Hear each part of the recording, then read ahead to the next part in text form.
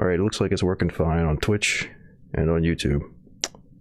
So I'll just monitor the SciTube then. Oh, did Kobo go offline? You can never tell with this shit, can you? Oh, maybe it was just the video ended that they were playing in the background. It looks like Koba's on break, so pop over to the news thread. What's the... Happy about that banner. Alright, so here we got Thomas Sankara. And there's news from Burkina Faso, so I'll definitely read that. Let's see. Yeah, there's some other stories I got suggested earlier today, following up on some stuff I discussed previously. So,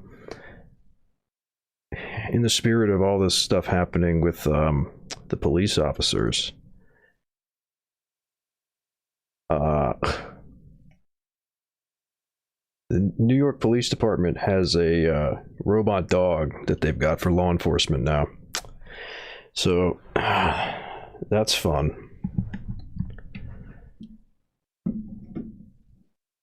This is a pretty light story I can use to open up. Let's see.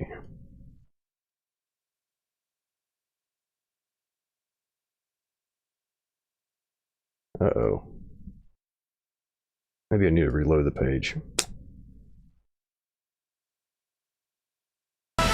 Anon is news exclusive, and we're getting a look at the NYPD's newest crime-fighting tool, a robotic dog.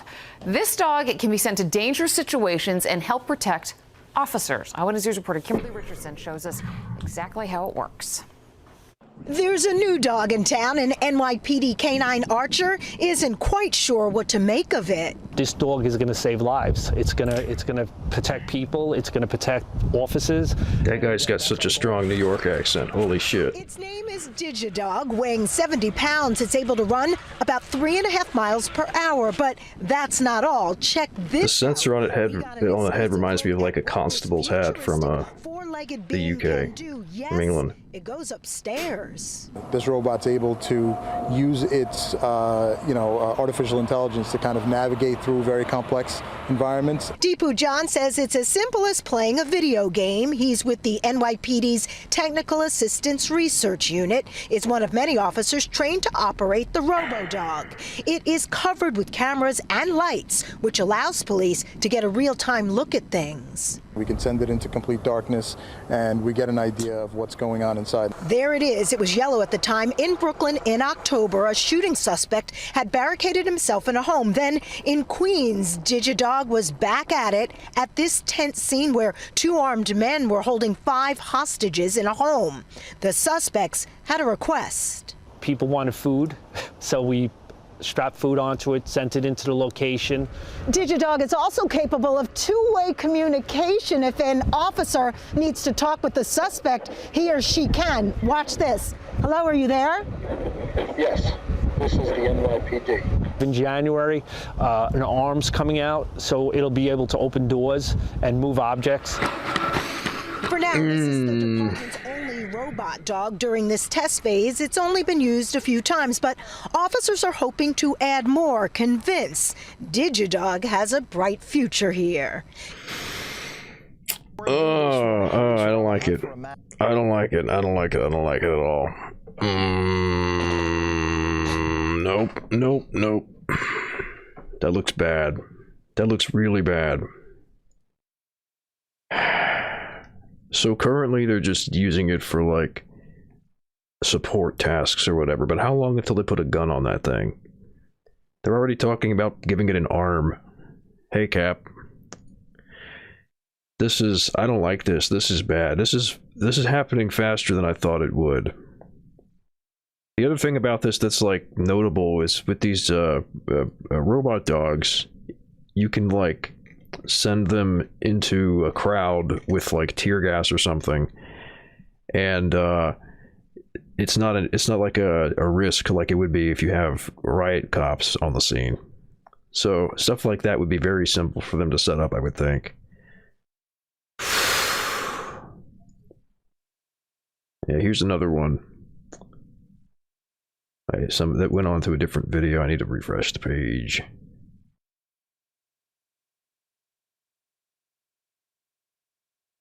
Yeah, so they got these robot dogs. Also, for context, earlier I covered a story where this was being used by the not this exact thing, but the French military had. I did not see Boston Dynamics' newest invention, but I saw that one of their commercially available robots was being used in military training by the French military, and now I see that they're being used by police in New York as well. This is I don't like it at all. I do not like this. And it seems like nobody does either. All the positive comments I've seen online about this seems to be like astroturfed. That thing is creepy. Yeah, you don't say. Holy fuck. Alright, Boston Dynamics' newest invention. We got a video.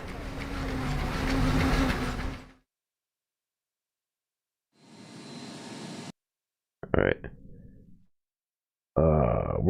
That's the full screen button. Alright. Okay, here we've got, no, fuck off. I don't want to see polar bear shit with somebody in a fucking come on. What? Why do they gotta do this autoplay shit, man? Alright, so here is the, yeah, this is the newest invention from Boston Dynamics, the people famous for Big Dog and those other robots.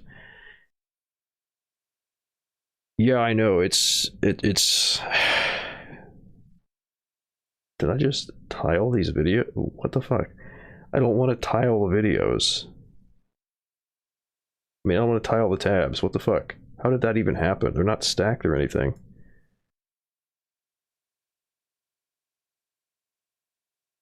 What the fuck?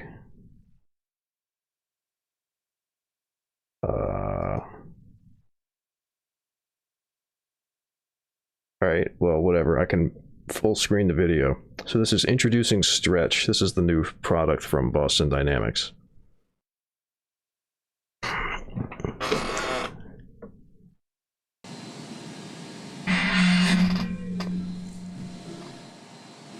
Alright, we got a robot arm, but I think it's going to be the stuff in the box. That's the new invention. Okay, it looks like another robot dog.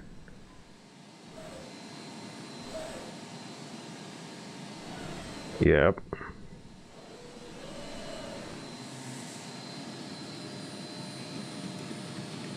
I don't like it. I don't like that it dances. They made it do that to make it look cute and to disarm people. Fuck that. Oh, the arm? I mean, they've had like robot arms before. Okay, that's pretty advanced for it to be able to like stay in place like that. I guess that's not too difficult, but maybe this is like a more advanced version of those industrial robots that they use. It's got like, you know, treads on it or whatever, like a tank, so it can move around. It's a more advanced version, it looks like, of what Amazon uses in their warehouses. You don't know, they've got like little like Roomba kind of devices, but bigger, that they use to carry boxes around inside of the warehouses. So it's like got some AI that's helping it map out the space it's in.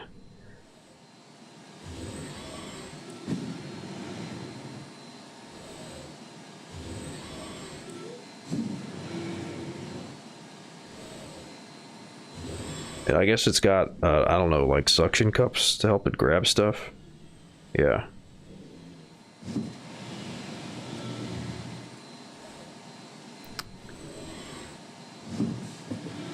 How long is it going to be before like they make a large scale like mech robot that's got like a whole bunch of those arms attached to it and it walks on those freaky legs? Ugh.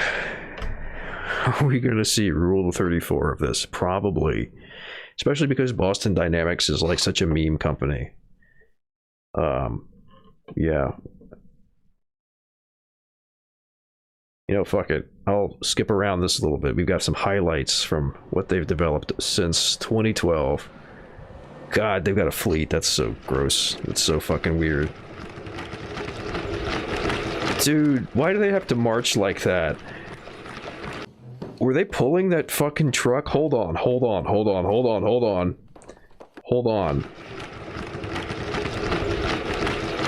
Okay, they got like wires on them. It looks like they're pulling that vehicle. So that's why they're taking such short little steps. Holy fuck. Yeah. It looks like they're pulling the truck.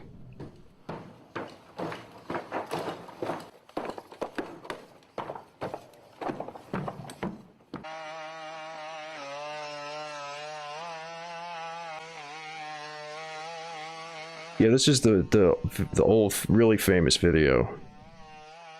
This thing is still so creepy. And they've practically cracked having like bipedal balance and shit. This exists because the military would really like to be able to deploy stuff like this. These things don't they don't get tired or like turn tail and run or whatever. They have a different set of requirements, but there's a lot of things that you can simplify. You basically just need repairs and batteries for these things. You don't need to have the entire complicated support structure that you do for human beings. And also, imagine being on the battlefield and this fucking shit comes at you. Seriously, like, how many people do you think are gonna want to keep fighting a fucking robot when they see it come at them? And they're doing this shit with the police too. That was like the couple stories I was just showing. They got a police dog, police robot dog. It's way more scary than a human because you don't know what the weaknesses are. Like, where do you shoot? What's like the is there a vulnerability? If you shoot center of mass, they can easily like put a bunch of plate on there to deflect bullets or absorb impacts.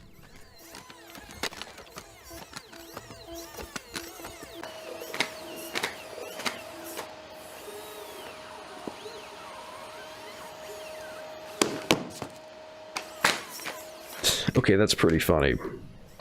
the little steps that it does look almost frustrated, but okay, that's pretty good. That's pretty good. But I'm worried that it's gonna like stop trying to pick it up and go like shove him.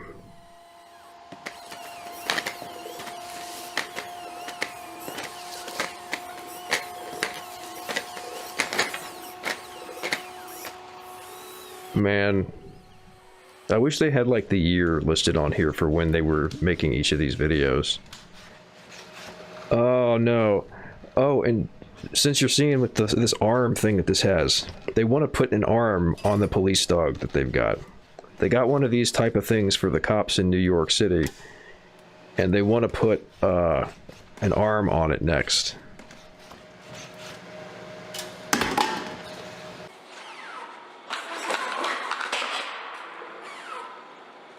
Where's a video of knocking one down?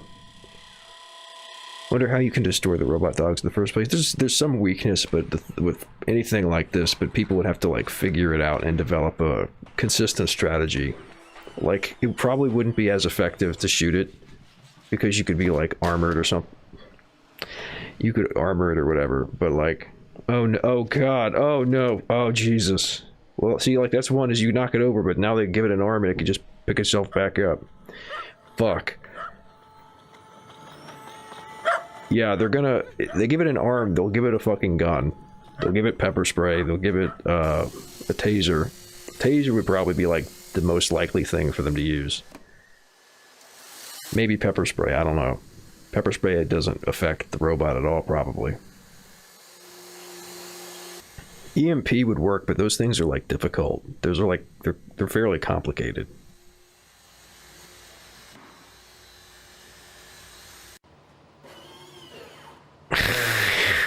I don't know. I'm not excited over the possibility of like having to fight something like this because the government doesn't like something I said or whatever.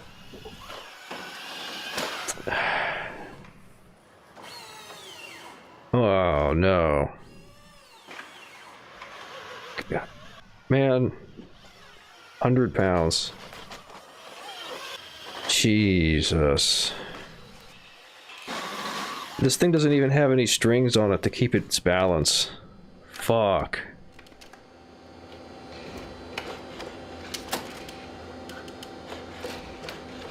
Throw anything at it will get into the joints. Sand and oil will probably fuck it up long term. Yeah, probably, but I mean, that's kind of, it's a little difficult to aim that, and if you were close enough. Oh, see, he just helped it open the door there. But then it shut back. Yeah, so this is... Today, the NYPD has one of those little dogs. How long until they have this thing? And it's gonna be like... like walking up the stairs, or like climbing the fire escape or something. The dogs can go pretty fast, I think. They have, the one robot that they call, Big Cat that goes, like, real fast.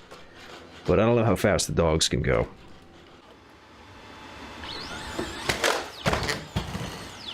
I doubt it would take 5 to 10 years. See, what's gonna happen, here's my prediction. After all of the protests and shit, instead of defunding the police, they're gonna give them more money, ostensibly so that they can afford, like, better training, and then all of it's gonna be dumped into buying them these. I think that's what's gonna happen. Man, that's just...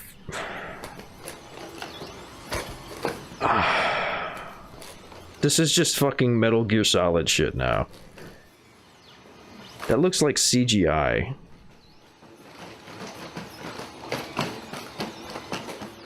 Like, I'm kind of not... That almost looks... I kind of feel like that's fake. It's just so... Yeah, and here's the things pulling the vehicle.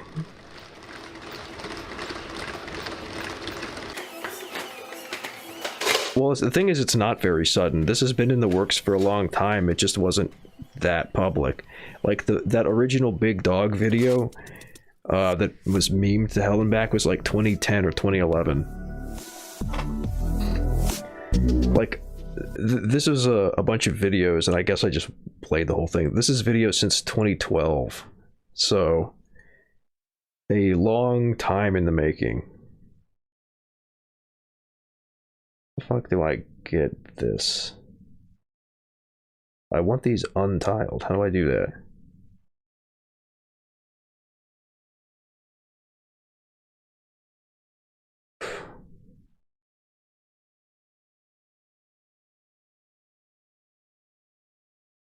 Alright, I guess that works. I can just close the Big Dog video.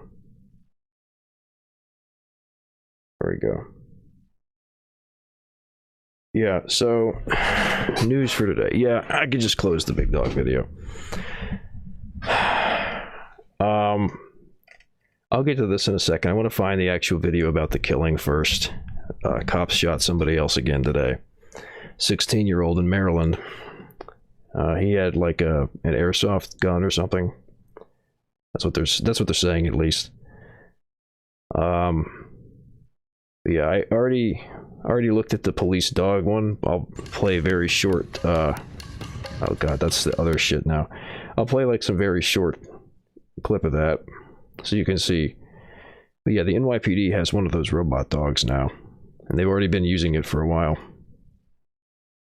There you go.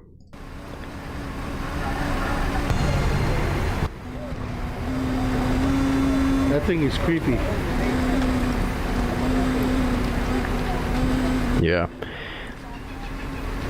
So this is the one that the NYPD has. And they're using it for like support roles right now, but they're saying that they want to put an arm on it so it can open doors and shit. And I don't think that giving it weapons is far away. They're gonna talk about how like unrest is making it necessary to go to like the next step and the next level with some of the stuff. That's what my bet is. Newest crime-fighting tool, a robotic dog. This dog, it can be sent to dangerous situations and help protect officers. All these happenings recently, to be honest, it has the look of sort of woke gladio strategy of tension stuff to force people into accepting a new normal. They're certainly going to use it for that sort of thing. It's gonna protect people. Yeah, riot police is going to be where it starts. And that's our goal. Its name is DigiDog. Weighing 70 pounds, it's able to run about 3.5 miles per hour. But that's okay, that's not fast. Check this out. 3.5 miles an hour is not too fast. Futuristic four-legged being can do. Yes, it goes up. Yeah, it can go upstairs, but Barricaded himself in a home. Then in Queens, they hear the story. They were saying they used it to in October, a shooting to bring like supplies to people who were in a hostage situation. What up, G? Hey, Bash. Or Trude. Two armed men were holding 5 hostages in a home. The suspects had a request. We got robot dogs working for the cops now. Strap food onto it, sent it into the location. That's what's up. DigiDog is also capable of two-way Just watch some of Boston Dynamics stuff, seeing the progress they've made over the years, and now here we go. This is the NYPD. In January, Dude, that's like the last thing I want to see is one of those dogs saying it's from the NYPD. For now, this is the department's only robot dog during this test phase. It's only been used a few times, but officers are hoping to add more, convinced DigiDog has a bright future here. God, what a fucking dystopian. Now in the race to Convinced DigiDog has a bright future here. Won't be long until it Deus Ex up in this bitch. Yeah, I mean, I don't know if you saw any of the video I was playing earlier from Boston Dynamics. It's already like, we're in like Metal Gear territory now. They got like bipedal robots that can pick up like 100 pounds and do like skips across a bunch of obstacles, do like acrobatics and stuff, tumble and all that, jump and pick itself up when it falls. I mean, I'm sure that stuff is still like really expensive. It's really just like the dog models that seem to be viable right now for like commercial purposes. But yeah, and earlier, I'll repeat again, there was a story that and that's why I'm like on this topic now. Earlier there was a story of the French military buying secondhand one of those robot dog models and using it in military training. So this is we're already in this, we're at this point of development where they're trying to figure out how best to deploy robots to all these situations. So we're in the future now, I guess. Let's see. I'm not sure if News Anon picked up on the shooting story or not, if I'm gonna have to pick that up from somewhere else. But yeah, there was another shooting today in Maryland. I'll see if I can find the story on that to see what the latest is.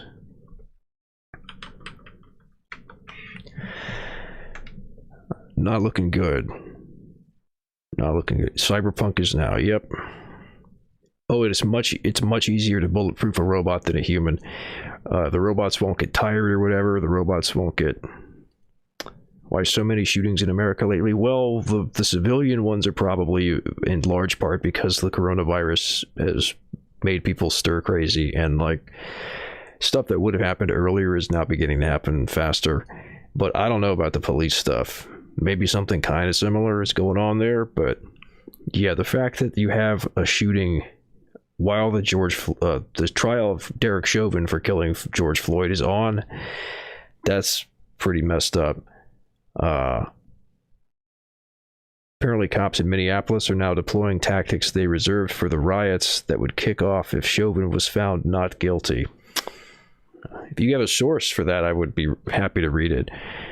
That sounds like they're realizing stuff is going faster than they expected. It was on the stream earlier. Yeah, that makes sense.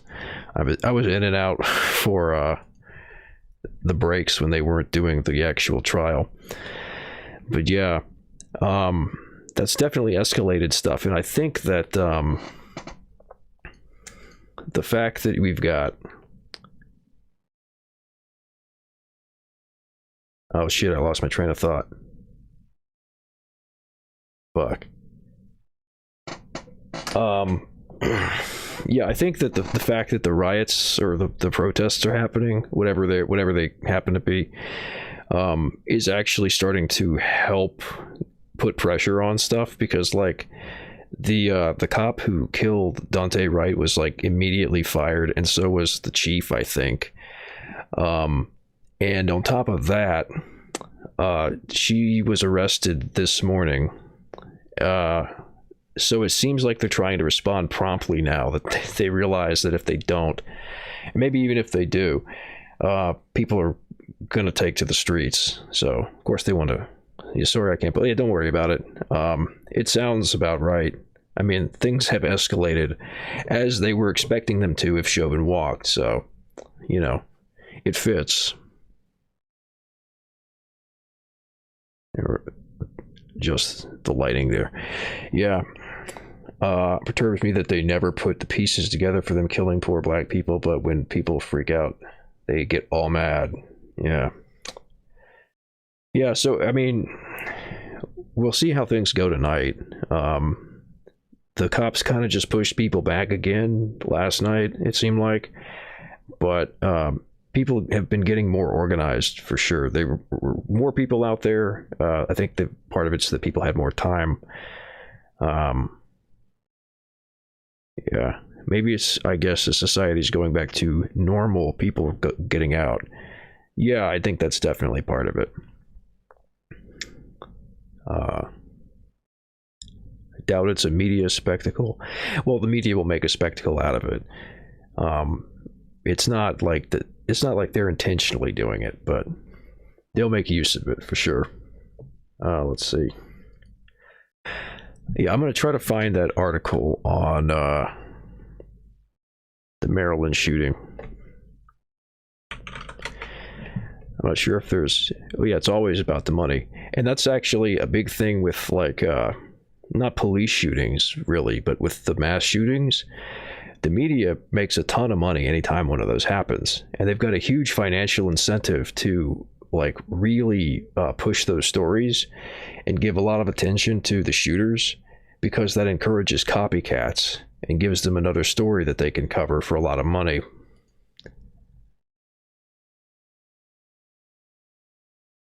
Yeah, let's... So, the other thing that was happening in Maryland was that there was apparently an incident of somebody shooting at the police. But before that, earlier today, there was a teenager shot. I'm going to try to find that story.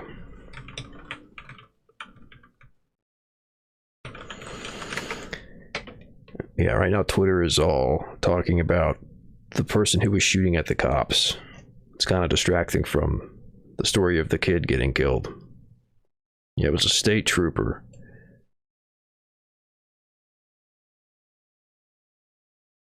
There we go. This is from Reuters. Teen shot dead after aiming toy gun. It's, yeah. Allegedly aiming toy gun at Maryland State Police trooper.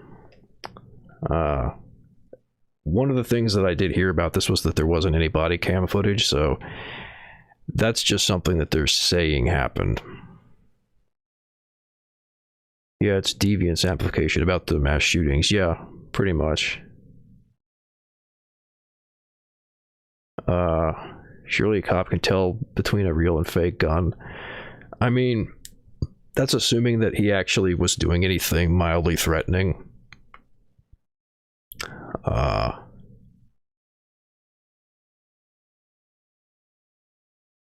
All right, so yeah, let me go through this real quick, see what the current stuff is. Did they say when they updated this last? Updated 7 hours ago. All right, well, I'll be able to get the name from the victim, maybe. A Maryland State Police trooper shot a 16-year-old boy dead after the teenager aimed what investigators later learned was a toy gun at the officer before pulling a knife on him, police said. So they're saying that this kid aimed a gun at the cop and then pulled a knife.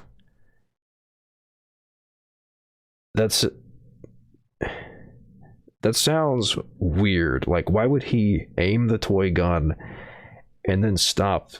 Like, it's an airsoft gun, so, like, not a pistol, right? But, like, a rifle, most likely.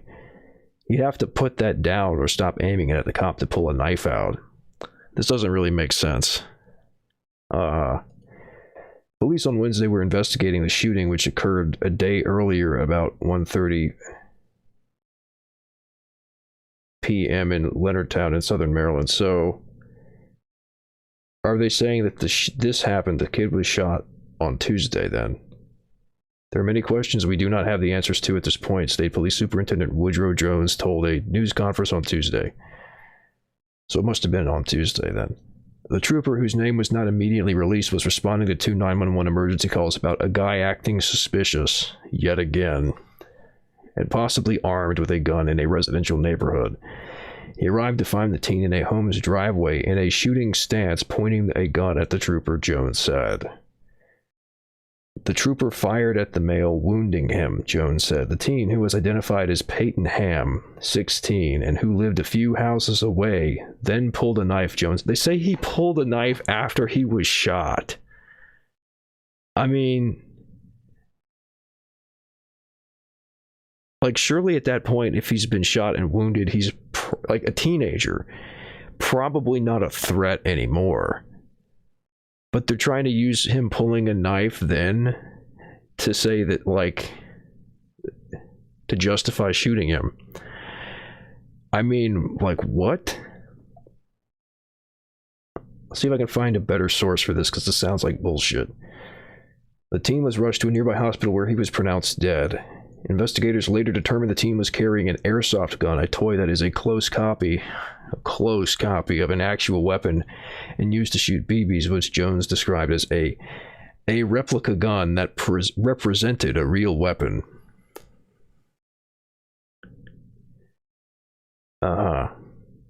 This is something that keeps happening too, like kids getting shot while they're holding airsoft guns.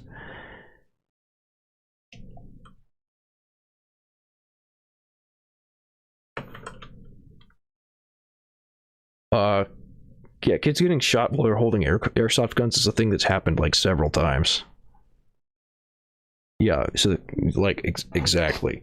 So the cops shoot another child with a toy gun. Yep.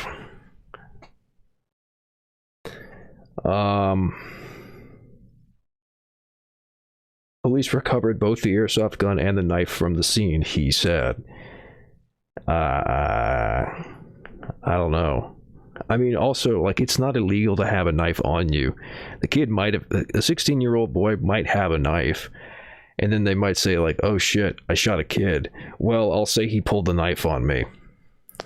Or they might have put it on him. Either one of those could have happened, too. It's going through the cop's head. The idea of pulling a gun on a child. It could be a lot of things. It could be a cop who's just, like, panicky. It could be a cop who's looking to shoot somebody. You don't know. It depends. I've seen plenty of footage of cops who were shooting somebody where it clearly seemed malicious, and I've seen plenty of clips where it seemed like they were just freaking out and didn't know what they were, like, they were not in control and just being reactive. Cops plant evidence all the time. Yep. And because they act like a criminal organization, they collaborate, which makes proving such a thing incredibly hard. Exactly. They work with the rest of law enforcement, the criminal justice system, to make it easier for them to lie like that. In fact, let me actually pull up I'm not going to watch it, but let me pull up this very useful lecture. I think it's just called it's called Don't Talk to the Police. If you go on YouTube and search for that, you'll find this, but I'll go ahead and pull this up so you know what you're looking for. It'll be in your head. And I'll put the link in the chats. Shit, you guys. The feds have found me. They're coming for me, you guys. Holy fuck. Alright, anyway. yeah, here's the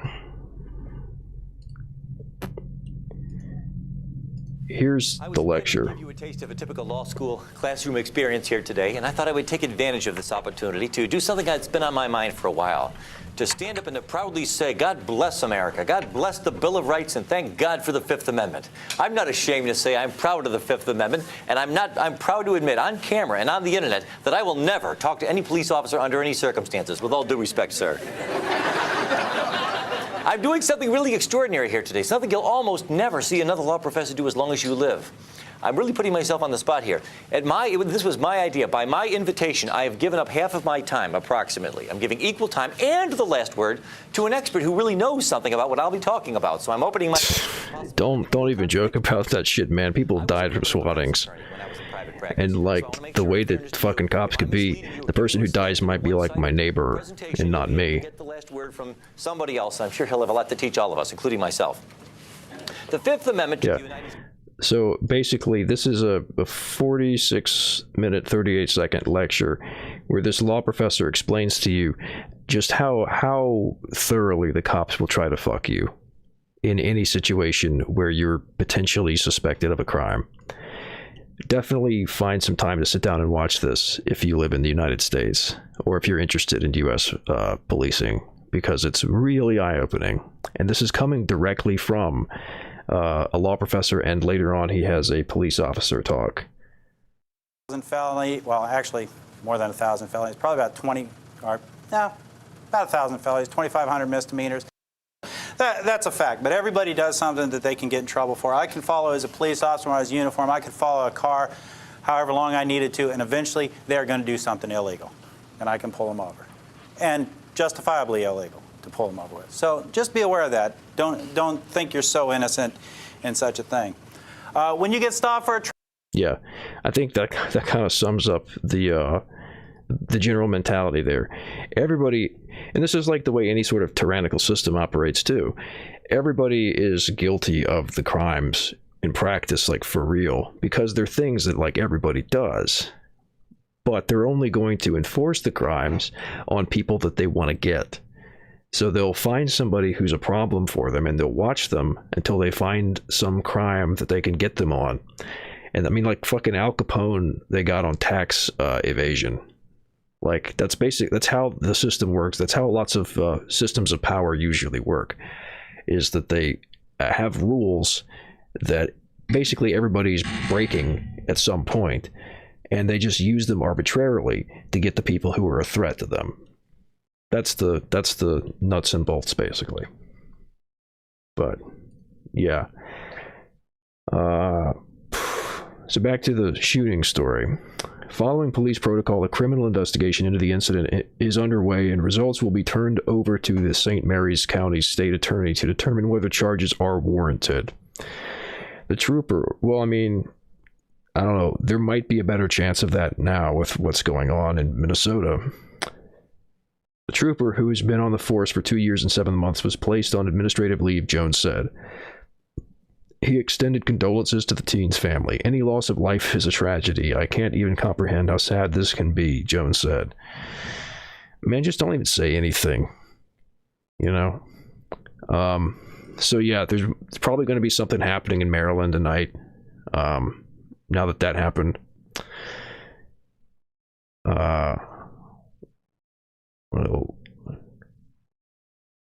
One of the old lulsec people got raided on cam. Yeah.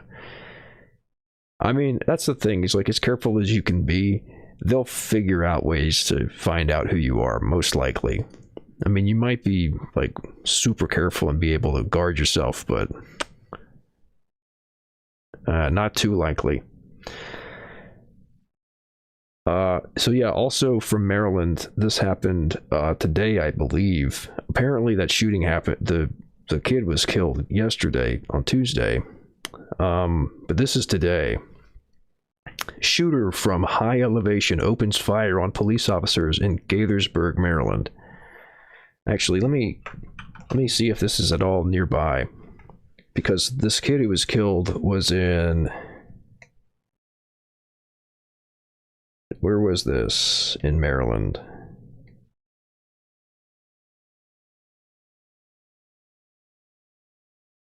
St. Mary's County. Okay. Let me look up where that is.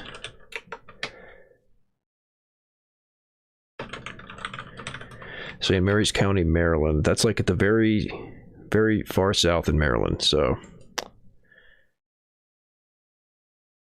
St. Mary's County. It's going to load. Oh, it did load. It's just really big. Oh, and the lines are white, so I can't see it. Thanks, Wikipedia. All right. So there you go. St. Mary's County. The shooting happened down here. And Gaithersburg, Maryland.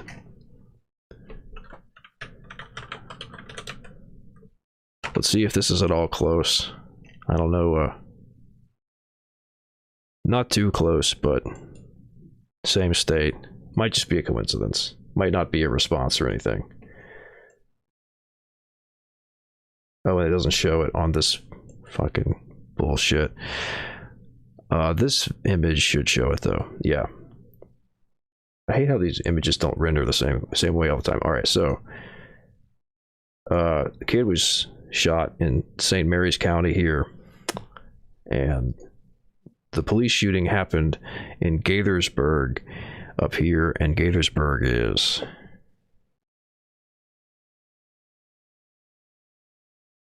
a city in Montgomery County, Maryland. Okay. Maybe related, maybe not. I don't know.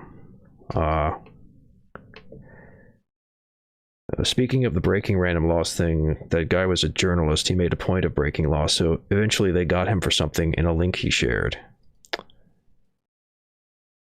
Yeah, the guy that was raided. You said, yeah, that's how they do it. They will like gather data on people, just waiting for them to do something that's like a problem, or something that they can get them on. But it's usually triggered by something that the person did that they don't like. So there'll be like some delay between when somebody like crosses them and when they actually like arrest them for something.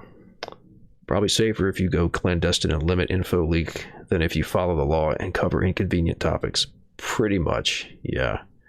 Which is sad, but yeah. I think law enforcement officer terror is most effective just for spooking people. Yeah, well, that's part of their job, is to scare people into compliance. So anyway, there's this shooting at police that happened in Gaithersburg, Maryland. An unknown person reportedly opened fire on police from an elevated position in Gaithersburg Wednesday. Gaithersburg police officers were called to 392 North Summit Avenue for parking hazard around 3 p.m. local time. As officers responded, they were shot at from higher elevation, Montgomery County Police said. No injuries were reported, and it's unclear if the officers returned fire. A manhunt is underway for the shooter. I don't know if there's any more recent information on this. Let me check Twitter real quick. But, oh, come on.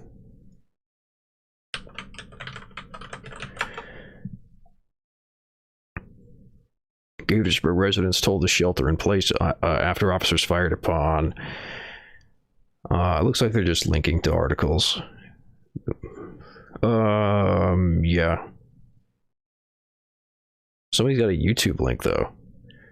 They might have video. No, breaking news right now out of just a news report.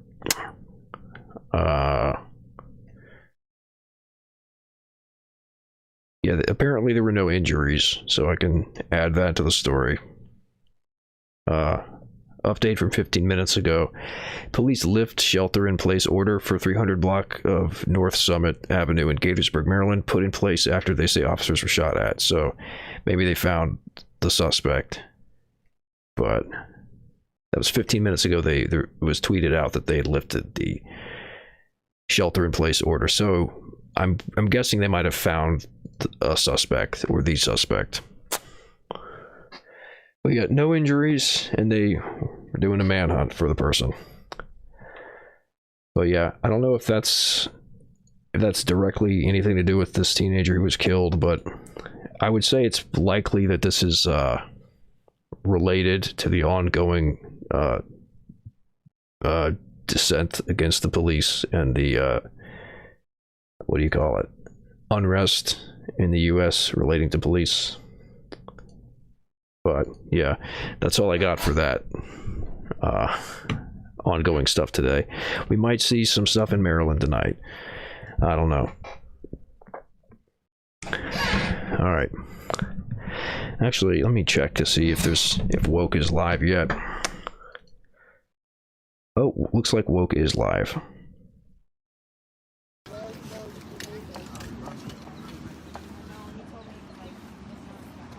Oh, I'm in the wrong one. So I'll put that on in the background. This hurt. It doesn't go away. Like, we may be able to go home and forget. Some people can go to work tomorrow. It's business as usual. It's not business as usual for everyone. So remember that in the weeks and the months to come. Remember. There we go. All right, what do we have? What's Woke covering today? Hey, Fred Ingalls. Probably reached for his sniper instead of his phone accidentally. It's a good ass joke. Let's see. So we're looking. Where are we looking at here? Top left, the whole left side is Brooklyn Center, Minnesota. Good afternoon. My name is Marina. Here we've got Columbia, South Carolina. Here we've got Los Angeles, California. That's the audio source now. And then this is also Brooklyn Center. Nothing from Maryland yet. So I'll make it very short. As mentioned before, our communities are criminal. All right. Yeah, I'll turn that down a little bit. But yeah.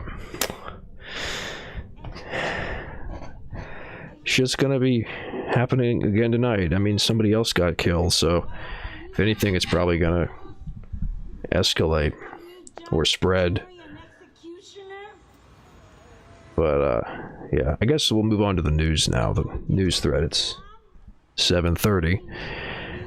I'll again remind everybody, if there's any story that you specifically want me to cover, you can post a link to it, or you can just like tell me, hey, there's like this one story in the news thread, and I'll prioritize that stuff over just going through the news in order. Otherwise, I'm just going to be reading through the headlines and picking out stories that look good to me or that people are asking for. And yeah, and if anybody wants to hop on at any point, just ping me in the Matrix chat. I've got that open. The system is doing what it was built to do. Alright, so first story for today from News Anon is Burkina Faso. Burkina Faso ex-president Compaoré to face trial over Thomas Sankara murder. Sankara, I'm channeling Haas for a second there. A Marxist, Pan-African leader was murdered after 4 years in power and succeeded by his former friend Compaoré, who has repeatedly denied involvement. Compaoré went on to become one of Africa's longest surviving leaders, governing Burkina Faso for 27 years.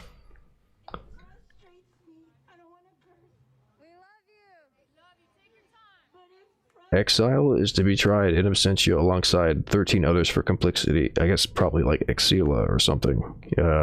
Alongside 13 others for complicity in murder. The exiled former president of Burkina Faso. Okay, no, they didn't give the name. They called him in exile, which is just kind of a weird way to use the language, but whatever. The exiled former president of Burkina Faso, Blaise Compaoré, is to be tried in absentia for the murder of Thomas Sankara, one of Africa's most revered post-independence leaders who was killed in a 1987 coup. Sankara, a Marxist Pan-African leader, was murdered after 4 years in power and succeeded by his former friend Compaoré, who has repeatedly denied involvement. Compaoré went on to become one of Africa's longest serving leaders, governing Burkina Faso for 27 years. The former president has been in exile in Ivory Coast since 2014, when he was swept from power by mass protests triggered by his attempt to extend his tenure. The trial is a landmark moment in a 34-year quest for justice led by Sankara's family and supported by many in Burkina Faso. It's weird to me that The Guardian is writing like this. I don't know.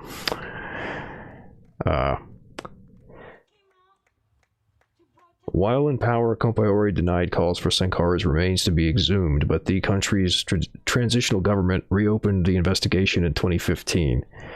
In 2016, Burkinabe authorities issued an international warrant for Compaoré's arrest, but Ivorian authorities, it's an awkward, it's Côte d'Ivoire, so Ivorian authorities have rejected extradition requests for the former president, who has since become a citizen of Ivory Coast. They call him a Marxist for one. Or do you mean for once? I don't know. I feel like they tend to like downplay his radical politics. But oh yeah, so you did mean for once instead of lip washing him. Yeah, I'm kind of surprised that they're writing about him like this. Compaoré and 13 others face charges in complicity in murder and concealing the body of Sankara and several aides who were killed alongside him. Guy Hervé Kam, a lawyer for the Sankara family, welcomed the news. The time for justice has finally come. A trial can begin. It will be up to the military prosecutor to determine a date for the hearing, he told AFP. Among the others accused is Gilbert Diendere, Compaoré's former right-hand man and military general who handed the elite presidential security regiment at the time of the coup. Diendere has been in prison. Why do they do the accents here but not here? Diendere has been in prison in Burkina Faso, serving a 20-year sentence for leading a coup attempt in 2015 against the country's transitional government. A date for the trial has not been confirmed, but a lawyer for the former general said it could begin soon. Some of the suspects have since died. Sankara, known as the African Che Guevara, came to power in 1983 after an internal power struggle following a coup. At 33, he was one of the youngest leaders in modern African history. His radical program of nationalization, land redistribution, and mass social welfare has been seen as transformative over a 4-year rule of one of the world's poorest countries. Leaps in education and healthcare provisions, social reforms toward ending polygamy and female genital mutilation, his vehement support for independence from colonial rule in Africa, and disavowal of aid from Western financial institutions like the IMF and World Bank endeared the 37-year-old to many on the continent. His administration was also criticized for curtailing press freedoms and political opposition in the country before he was killed. Yeah, they gotta put that in there, I guess. In 2017, the French president, Emmanuel Macron, said France would declassify government documents concerning Sankara's killing after years of criticism of the role played by the former colonial ruler. Lawyers for Sankara's family have indicated that several documents have been sent to the Burkinabe judges, but have not been revealed what they contain. In Burkina Faso, Sankara's reputation has only burgeoned since his death. Yeah, that's how martyrdom works. Amid widespread impoverishment, since 2015, jihadist insurgency spreading from Mali across the Sahel has killed more than 1,200 people and left more than 1 million displaced. Seems like a wide gap, killing 1,200 people but displacing 1 million. It's devastating, though. He's also revered across Africa, a young continent. A young continent? A young continent where presidents have increasingly changed constitutions and sought to extend their stay in power.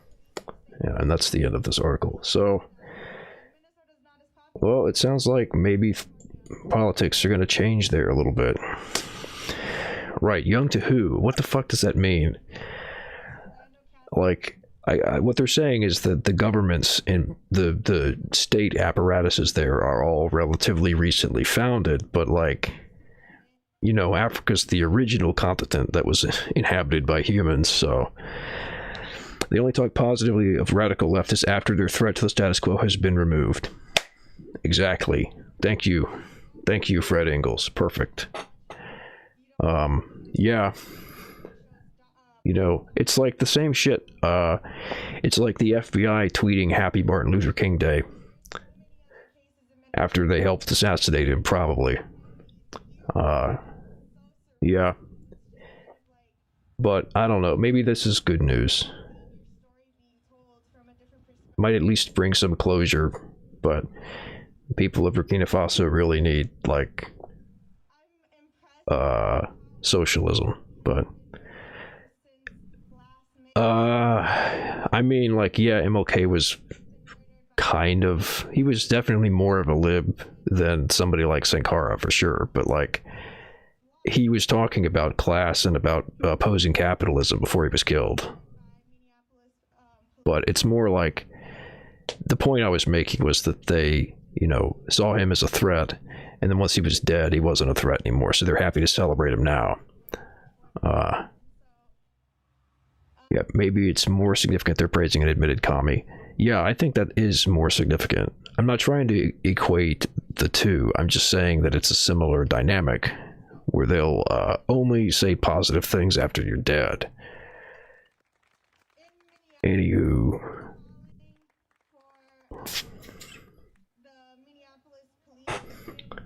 Time to end America's longest war. Oh yeah, I saw this earlier.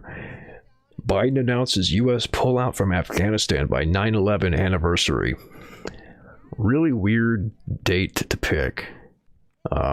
Probably not going to happen, but we cannot continue the cycle of extending or expanding our military presence in Afghanistan, hoping to create the ideal conditions for our withdrawal, expecting a different result, Biden said on Wednesday afternoon.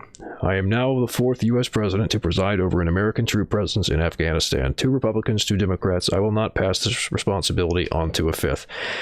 I mean, unless you die, Kamala replaces you, but... yeah, MLK was still based, but, like, obviously he's not anything close to as radical as Thomas Sankara. I'm just making the comparison about how they see somebody as a threat, and we gotta get rid of them, and then once they're gone, then they can be like, yes, we stand this proud martyr alongside all of you. It's something that they keep doing. People do it with, like, Che Guevara, too. They won't pull out until the time for the empire to give up. Well, hey, Afghanistan is the graveyard of empires, so let's go. Let's see what happens. They want more military contractors. Yeah, I could definitely see this as a ploy to get more people to sell them some shit. That's perfectly in line. All right, let's keep going. I'm not going to expand on that article. I think it's pretty straightforward. Out U.S. military in private mercenaries. That's also a prospect that it could be. The U.S. military is pretty fucking bloated. It may actually be just a profit question, right? It's more strategically effective to go with a private mercenary if you're trying to pursue profit in regions like that, because it's just not as expensive to operate those. They don't have as much bureaucracy as the U.S. military does, which is basically a fucking jobs program at this point, on top of, you know, an arm of imperialism. But yeah, I don't think I need to expand on that story. It's bluster and it's setting stage for other stuff.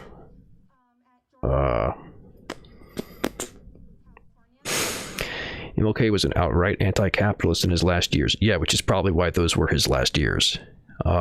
He toured the country supporting, it was the Poor People's Campaign was sort of his last project, and that fell apart because he died. He traveled across the country supporting striking workers and openly stated that after blacks had achieved equality under the law, the final obstacle to overcome was capitalism. Yeah, thank you, Kanye 2024. Yeah, that's basically the context. Still, you know, not as radical as, like, Thomas Sankara, but, you know, definitely somebody who would be considered a threat to the system.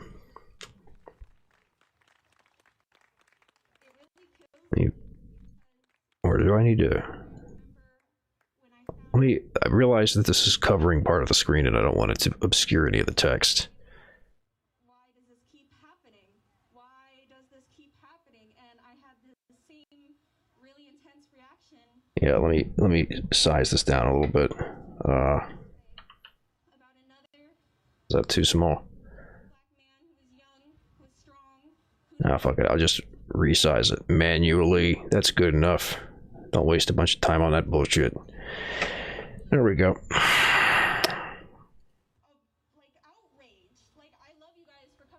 It's weird to think now, but in the 60s there was a fear America would lose the Cold War. I know, right? It was a totally different world almost. It's like when the Soviet Union fell, we entered the alternate reality. Well, yeah.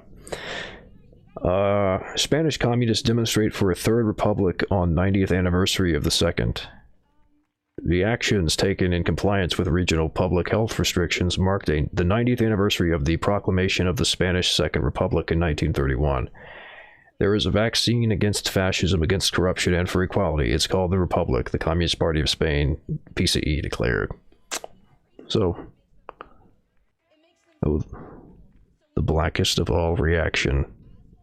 I'm waiting with bated breath to see the next line.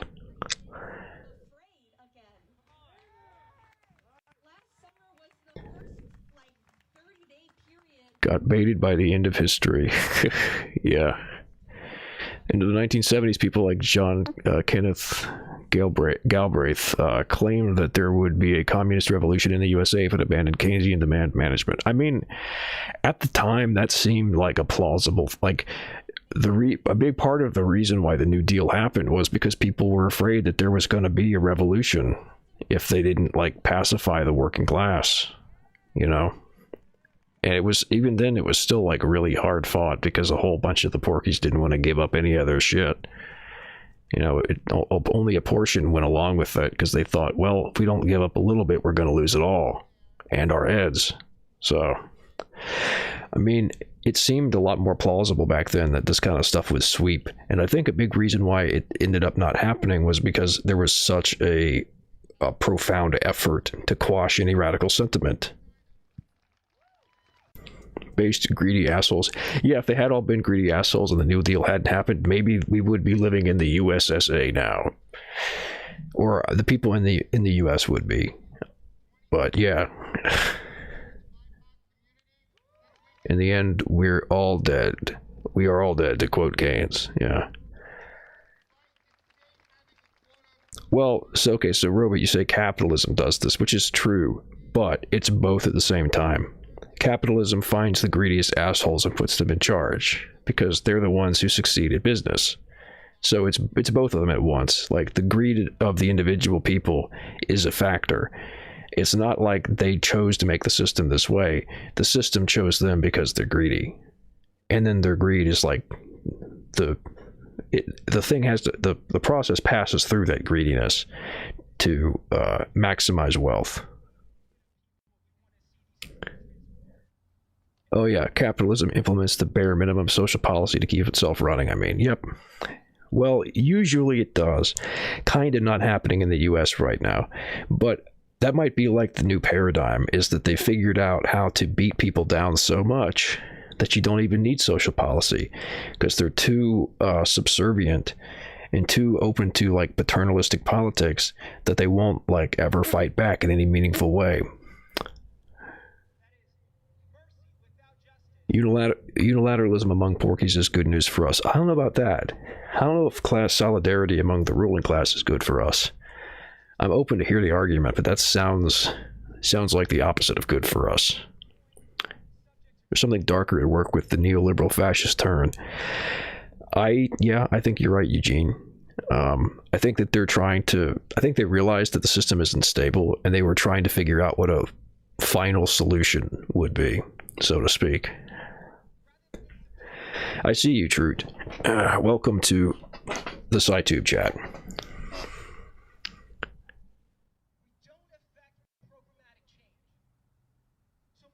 You mean unilateralism? I'm an illiterate Chad. Sounds like it, Putin. All right. I'm gonna keep going unless people want me to read something in depth. Read Foreign Affairs Financial Times. The establishment is outright saying that neoliberalism needs to be abandoned. Yeah, I mean, that seems to be what the writing on the wall is, that they need to find a new system. And that's why people talk about shit like neo-feudalism or whatever. They got to try to figure out something that's going to be more stable long term, because capitalism isn't. Capitalism has like expiration built into it with the falling rate of profit. You can't go on forever. You'll eventually basically die a heat death, because the system has become too efficient for them to like scrape that last little bit off the top as profit. Or at least enough of the industries will be too unprofitable to justify the risk involved in investment. So it can't last forever mechanically, unless they just invent some new paradigm for it, but whatever. Unlikely. All right, so we Spanish communists, Christchurch mosque terrorist to launch legal challenge in New Zealand High Court, so appealing a conviction, I guess. The Australian man who carried out the Christchurch mosque massacres is launching a legal challenge against his jail conditions in the New Zealand High Court. I'm not even going to say his name. Who was last year sentenced to life imprisonment for 51 murders and 1 charge of terrorism, will represent himself in a hearing in Auckland on Thursday. Well, I don't imagine that's going to go terribly well for the cunt, but yeah, I don't want to give that piece of shit any more attention, and I'm sure that the article is going to show his face. Fuck that guy. Neo-feudalism's got to have capital behind it, though. Yeah, any transformative system's got to have capital behind it. Yeah, I mean, I always have thought we kind of live in neo-feudalism. I don't know. See, that's the thing, is that it's hard to pin down what exactly it even is. I mean, I've seen arguments both ways, and it's, I think, kind of a semantic game. The really important thing is that they need to change the underlying mode of production. And with, like, critiques like the People's Republic of Walmart and things like that, there's the other argument that the mode of production has been changing towards something like socialism, but it's socialism that's in the hands of a small minority of very wealthy people. And when I say socialism, I mean in the sense of like a planned centralized economy where markets aren't really driving things so much, and they're kind of moving away from market forces ruling anything. But that's I don't necessarily agree with that either. That's kind of what Infrared thinks. I think it's a little specious, but you know, we're in a phase where we got to figure out what exactly the fuck is going on, because stuff is changing. I don't think they have a system for the future that will last long, not at the moment. Yeah, I think they're trying to figure it out. Like my analysis would be that they're trying to figure it out, and we need to figure out what they're doing. I mean, we can't predict necessarily beyond like a certain probability, but yeah. There are futurists who want to push their ultimate horror show. Yeah, of course there are. There always are. Like protectionism was defeated in the course of capitalist development. Yeah, well, that's, yeah. But yeah, that's another example of capitalism eroding everything that used to be rock solid. They will not succeed in putting people in the pot or making them eat the bugs. I don't know, man. They're succeeding at like getting people to just sit down and shut up when their kids get shot by the police. So I feel like getting them to sit in pods and eat bugs is not that difficult. Neo-feudalism is based on rent, which in the end just redistributes the remains of crumbs for profit. I mean, it depends. Again, I feel like these systems are not well defined. There definitely is a version of neo-feudalism that's just a pure cope, where people think that you're going to just make everything based on rent. And you're right, if you do that, it will not work because it's not productive. But I think that there's like other versions of neo-feudalism that people like trying to actually implement, like a feudal type of system where you live at the corporation, like a company town maybe, and like part of the time you're working and it's like clearly you're making money for yourself, but other times you have to actually like maybe overtly be working to make them money. but you are like productive. It's not just like a rentier or a rent-seeking economy. But yeah, like none of it's that well defined. So like you can make critiques about specific versions of things like that, and that's a good one. But there's still a whole lot out there that's undeveloped, and we don't really have that much we can say about it yet.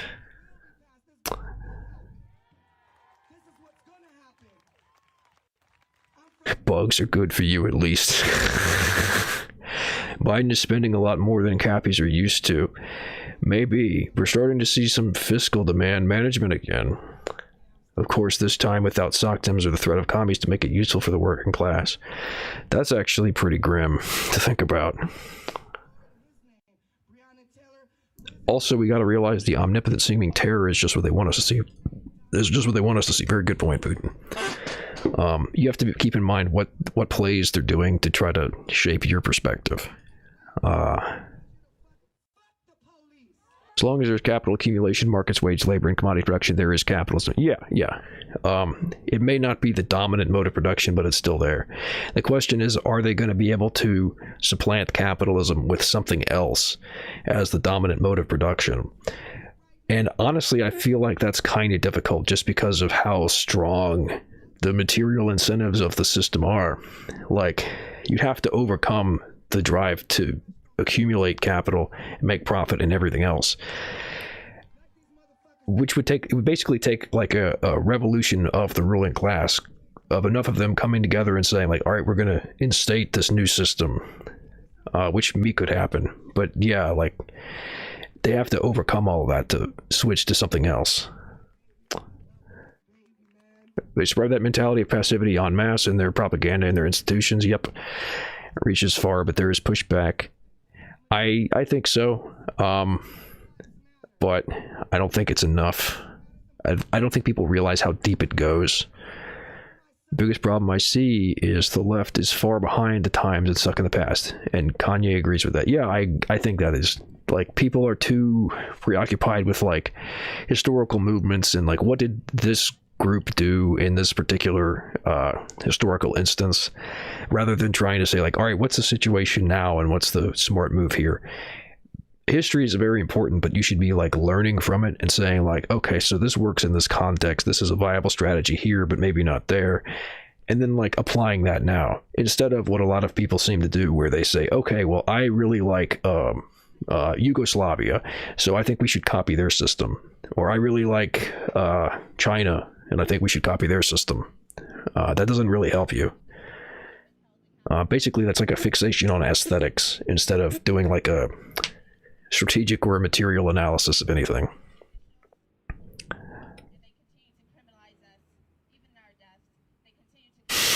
Yeah, Eugene, I know that you're on the we've been living in eugenism train.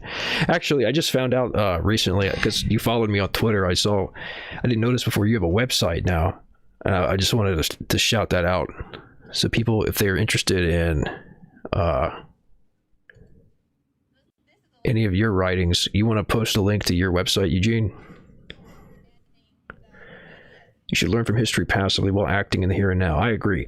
Also, that's a good point, is that learning from actions in the present is another powerful source of knowledge.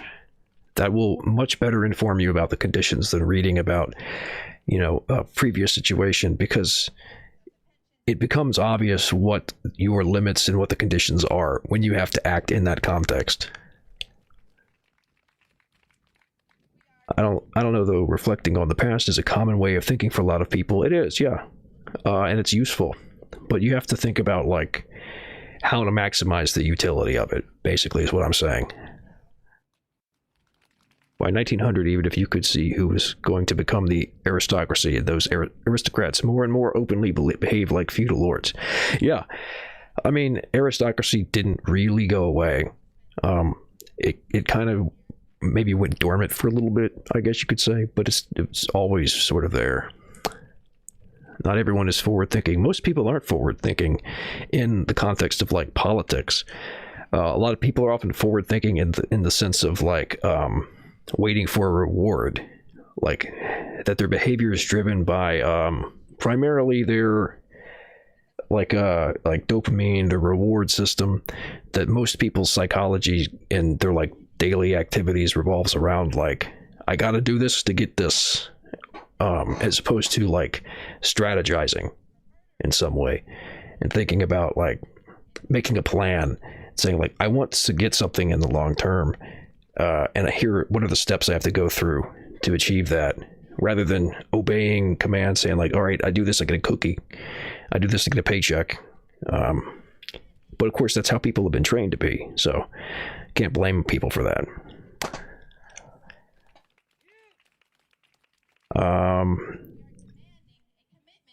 It does trend toward monopolization.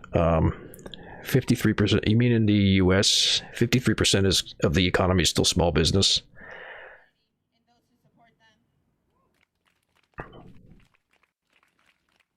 Oh, hold on. It didn't recognize that as a link. Let me try. There we go. That should work as a link.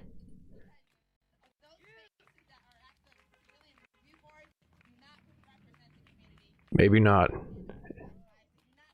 Maybe there needs to be is there a www dot or something? That didn't open for me. That's a shame. I saw that on there on Twitter. But yeah, maybe I'll read something from that sometime. I've heard many small business people complaining that the state of California doesn't want manufacturing. Well, there's lots of NIMBYs in California, so they probably don't want smog or whatever is their complaint. 53 seems super high. The U.S. is still very, like, petty bourgeois. The U.S. is a really fucking weird, like, pretty much unique situation globally because of, like, the strange history that it's got. Oh, it doesn't allow secure. I was able to connect to it earlier, though. I don't know why it would stop now, Eugene. Oh yeah, also small is under 500 workers, or so. It depends. You have to consider what that is. But you know, not like a big monopoly, not a some kind of business empire. But it's not like Jeff Bezos is going around telling these mom and pop shops how to plan their economic activity. It's still very much anarchic. Yeah. You can't call social pressure planned. I don't know. That's the other thing about that is that the way that Amazon definitely is like thinking long term about integrating vertically, or at least like having more control over stuff. So like the way that they have people integrated into their marketplace is definitely like leaning toward bringing it all under one umbrella. So Amazon pushing the economy further and further into its hands is not anarchy. I mean, you mean in the sense of like anarchy of production, kind of. But trending toward monopolization is also like more heavily socializing and centralizing things. But it's only anarchy in that it's not totally planned, that some parts are left to individual initiative. Yeah, that's what Marx means by anarchy of production. Marx cares about perspective of the worker. The anarchy of the market is anarchy to my ass. Yeah, it's one of those things where it's like things have developed enough. Like it's not like he didn't predict this either. He knew that things were going to become more centralized, but like, when you get to a point where you've got a handful of major monopolies that are running the economy, sure, you still do have some anarchy of production, but a lot of the economy is much more planned than it used to be. It's a matter of degrees. It's like the quantity versus quality process, where you transform the quantity of something, like how much of the economy is planned versus left up to the market. And then eventually, once enough of it becomes planned, then you have a qualitative shift, and it's not really capitalism anymore, because it's not being, or at least it's not market driven anymore. Yeah, it's an interesting discussion. like this is a task that we do have before us. So like what we need to do is figure out how the system's transforming, what that means for the working class, and what we can do about it. And also like where workers' power lies in the new system or the new version of the old system. We do live in highly regulated markets compared to the anarchy of markets in the 19th century. That is true. And that's what I mean, is that like, I think it's a quantitative difference. Hasn't yet transformed into equality, maybe. But I feel like this stuff about talking about new paradigms is maybe a recognition that we're kind of approaching that inflection point where it does transform into equality. And we have a qualitative difference and a different sort of system.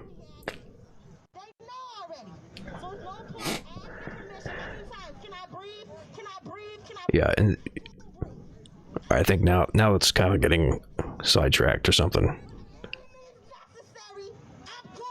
Oh yeah, I guess yeah. Going to the banks to get a loan is sort of related to planning, but I can kind of see how that falls in that same sort of dynamic.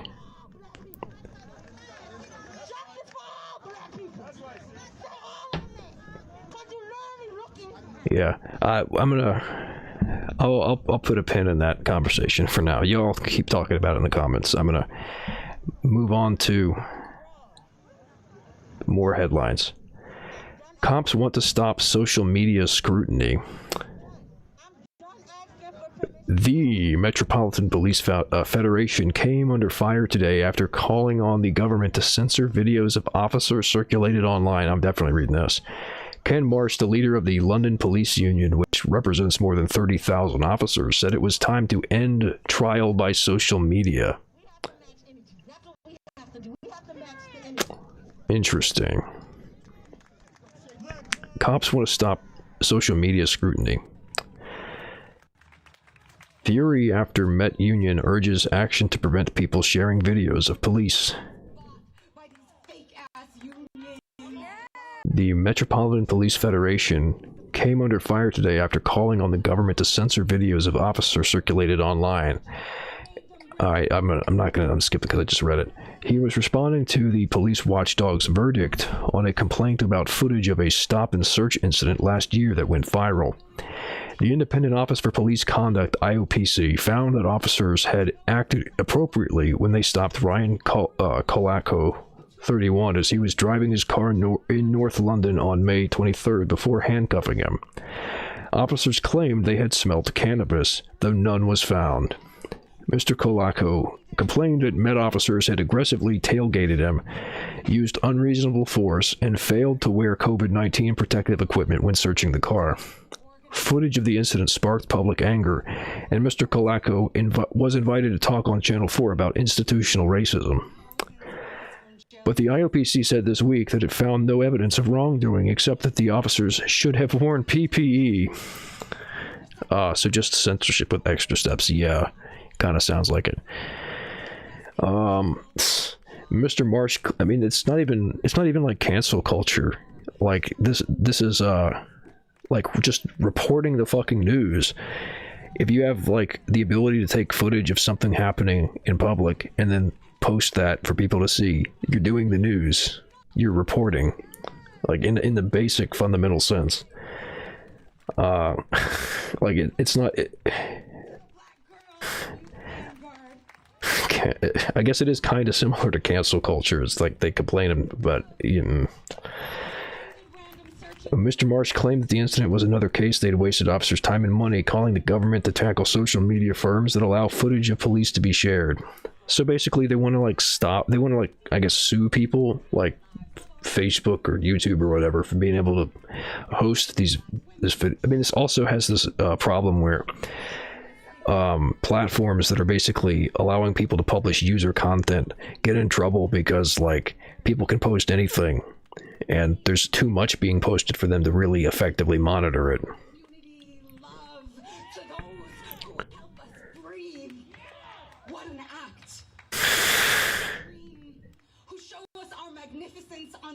Yeah, all right.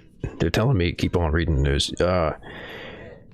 Yeah, y'all have the discussion though. It's good stuff. We need to be talking about that more. But I don't have any. If I had somebody in voice chat, maybe that would be a good time to discuss it. But I'm gonna keep going with news since it's just me right now.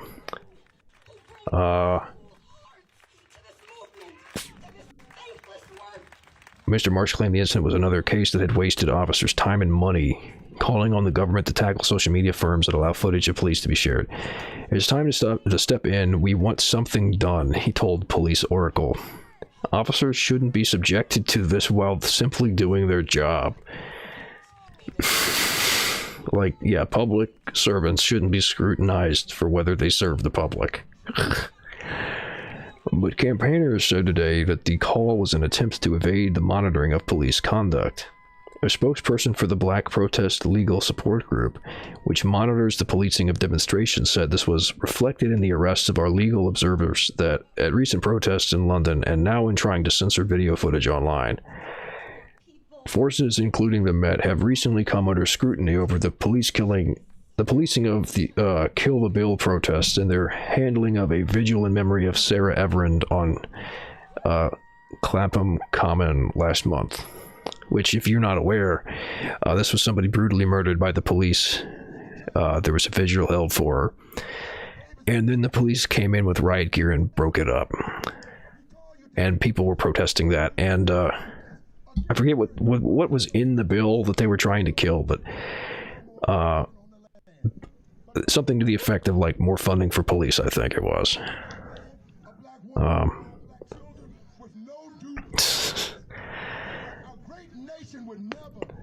Officers should be subjected to CBT. Yeah, I mean, I think that Eugene's right that some of them would like it, though.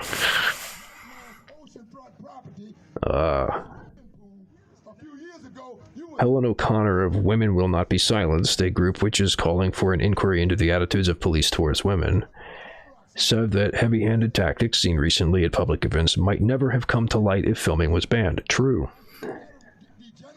Too many police officers, I mean, that's basically the dynamic here, is stuff's been going on forever, and people are seeing it now because they've got phones. Everybody's got a camera that can record video right in their pocket. Too many police officers are being arrested and charged with serious crimes, which suggests that the culture is with... Oh no, she's saying... Oh no, yeah, okay. I thought at first this was a cop complaining about cops being arrested and shit, but no, she's saying that there are too many of them doing shit. Too many police officers are being arrested and charged with serious crimes, which suggests the culture within is toxic and dangerous to others, particularly women, she said. Police who operate fairly and use sound judgment to prioritize public safety have nothing to fear from being filmed. Yeah, that's good. Turn around that rhetoric. If you got nothing to hide, you got nothing to fear, police officers. Police monitoring group NetPol coordinator Kevin Blow told the Morning Star that videos showing oppressive policing have often helped to challenge officers' misleading version of events and has led to the disciplining of violent officers.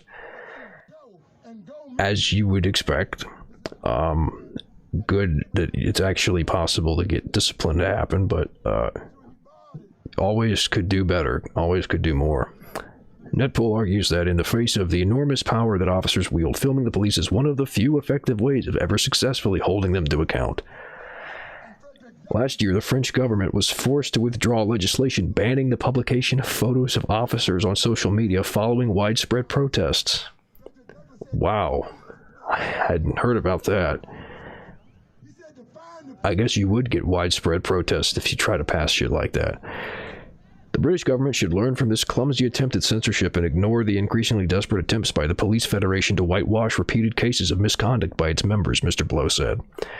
Highlighting the deaths of George Floyd in the United States and Sean Riggs in South London, Stand Up to Racism co-convener Wayman Bennett told the Star that the Federation's call was a blatant attempt to stop the exposure of institutional racism. Last summer, a string of high-profile stop-and-search incidents sparked national concerns about racism in the police. Mr. Colaco was stopped and searched again a week after the Tottenham incident on the way back from the Channel 4 interview. Motherfuck. God, just like... That's too on the nose, man. Officers smashed his car window before dragging him out and forcing him to the ground. Fuck, man. More recently, he said that he intends to sue the police for severe racial profiling after being stopped about a dozen times without charges being brought. So they had a vendetta against this guy after he, like, brought attention to this. Jesus.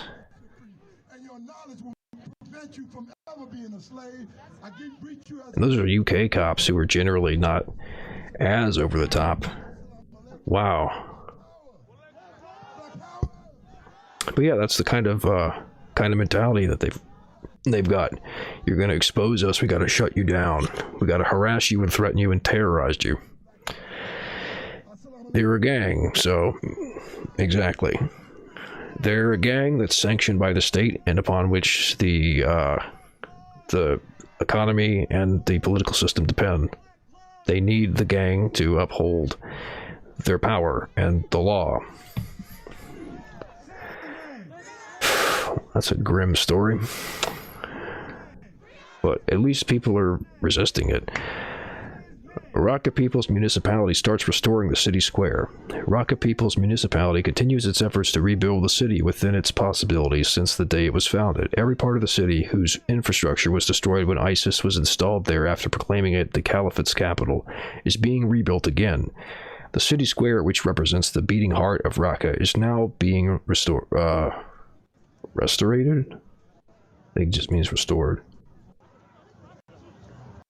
This might be good for a...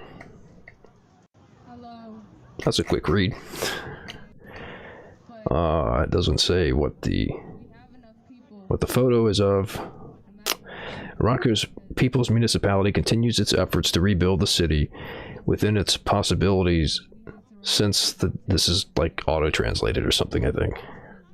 Since the day it was founded.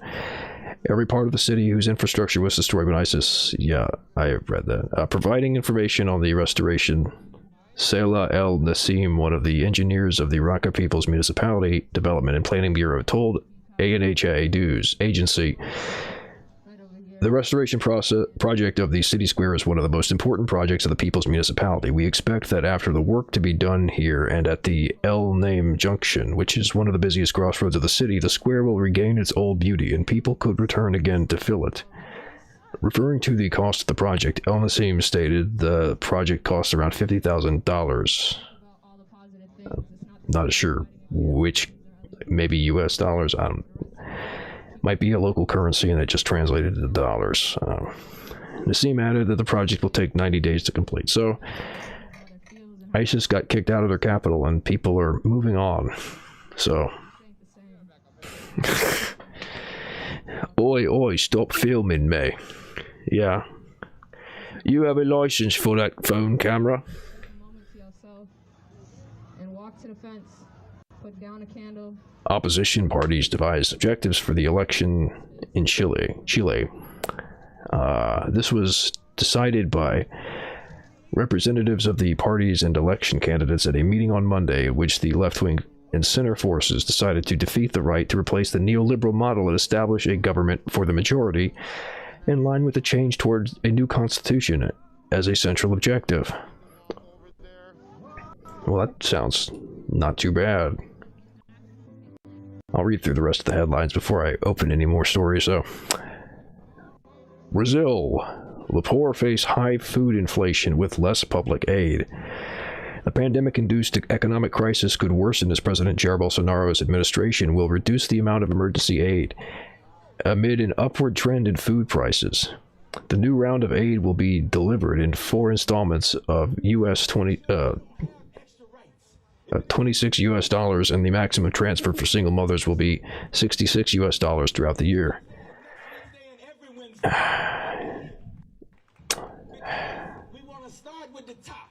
Yeah, so gonna create more pressure for people to try to kick out Bolsonaro and put somebody else in power.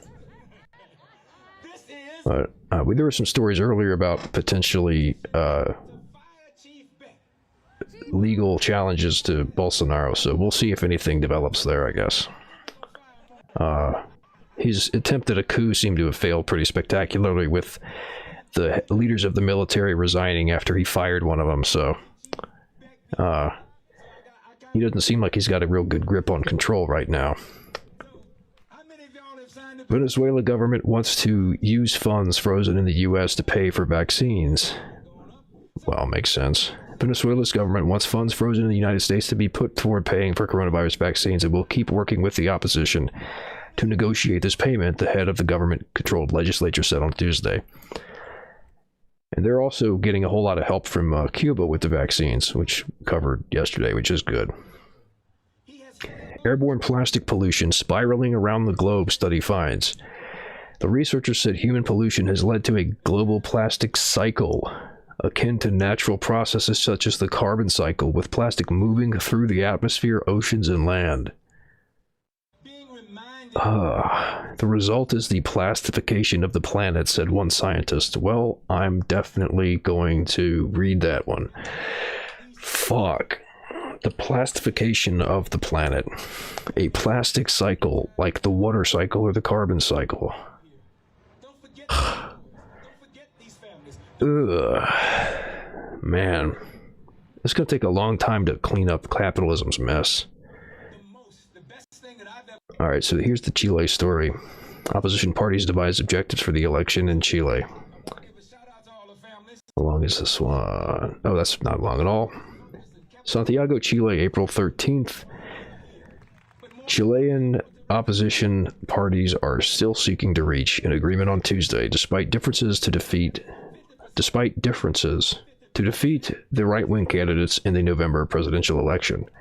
This was decided by representatives of the parties and election candidates in a meeting on Monday, at which the left-wing and center forces decided to defeat the right to replace the neoliberal model and establish a government for the majority, in line with a change towards a new constitution as a central objective.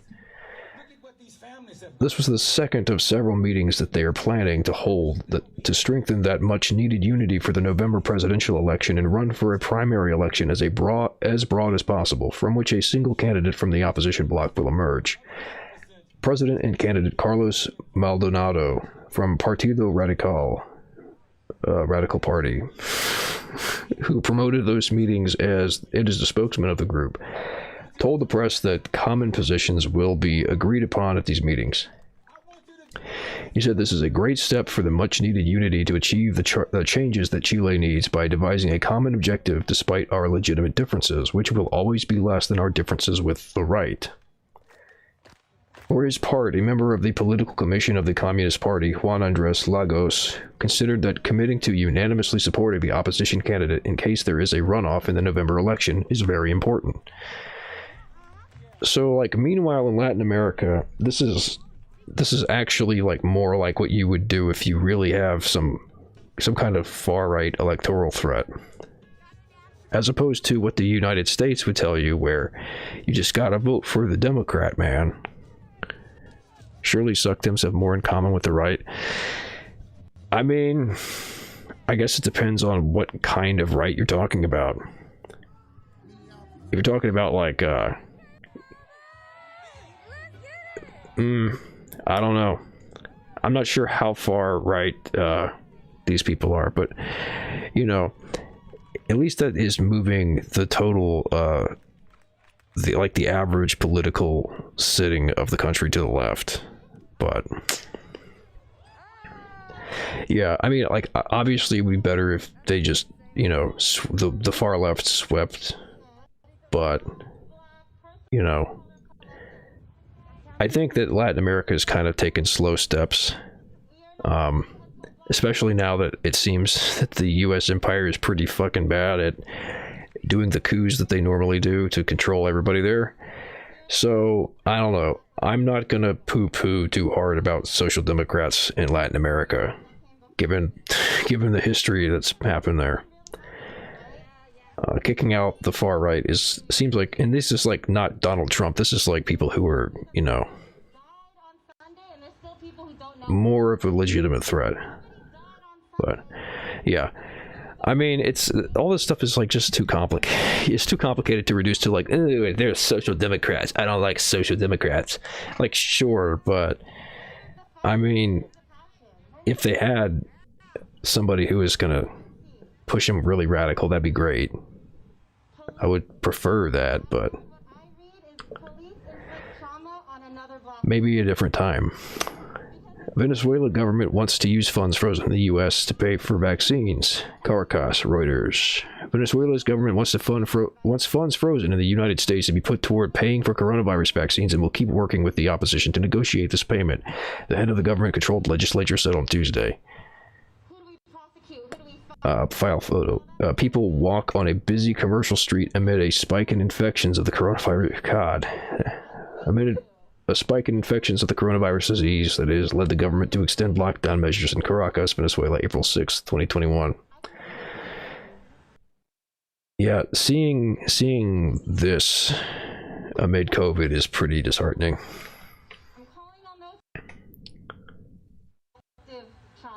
This one's not too long. Run into problems down the line, if they don't liquidate capital, though. Yeah, they will. But I don't know. I feel like it's easier to fight the center if you get rid of the right first, maybe. But yeah, I'm critically supportive of people who are making things better for the working class. Allies of opposition leader Juan Guaido have for months been in talks with state officials to buy vaccines through the COVAX program using funds frozen by U.S. Treasury as part of sanctions against the government of President Nicolas Maduro. Maduro over the weekend said his government had paid some $64 million to the GAVI Vaccine Alliance, spurring doubts as to whether the government would pull the plug on talks to use the frozen funds for the inoculation campaign. Jorge Rodriguez, head of the National Assembly dominated by the ruling Socialist Party, said talks regarding the kidnapped funds would continue. If more of the kidnapped resources are used, it would be to buy the vaccines that are needed via the Pan American Health Organization and the World Health Organization, Rodriguez said in a news conference. In 2019, Washington froze $342 million held by the Venezuelan Central Bank in the United States, which seems like such not that much money for a state, especially like a large state like Venezuela. But $342 million held by the Venezuelan Central Bank in the United States as part of a sanctions program that sought to remove Maduro from power. The funds were put under the control of opposition leader Guaido and the interim government he created, but moving them requires a license from the U.S. Treasury Department Office of Foreign Assets Control. So, like, they had Juan Guaido create a temporary government, but in order to, like, use its funds, it's got to get permission from Daddy America. What the fuck? Like, how does anybody see that shit and not immediately tell that this is, like, just a puppet of U.S. imperialism?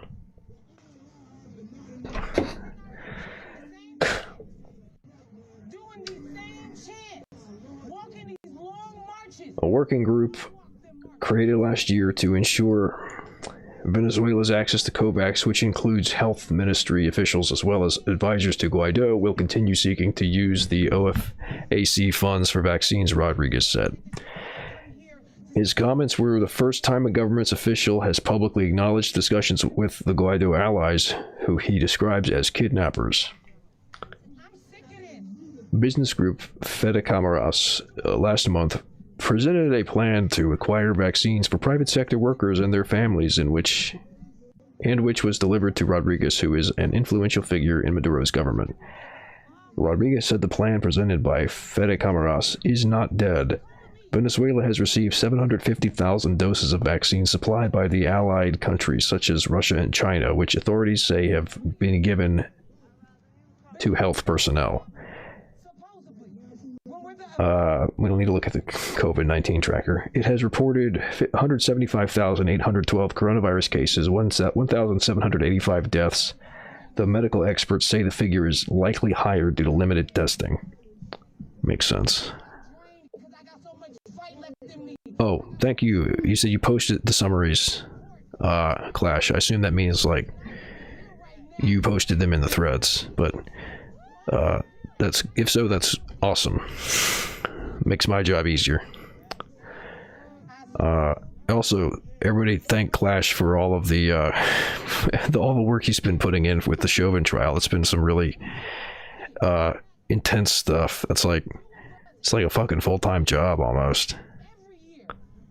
The Guaido op is so ridiculous, it's totally Trump. Let's use some meme magic to make something real. Yeah, well, Guaido's like going fucking nowhere.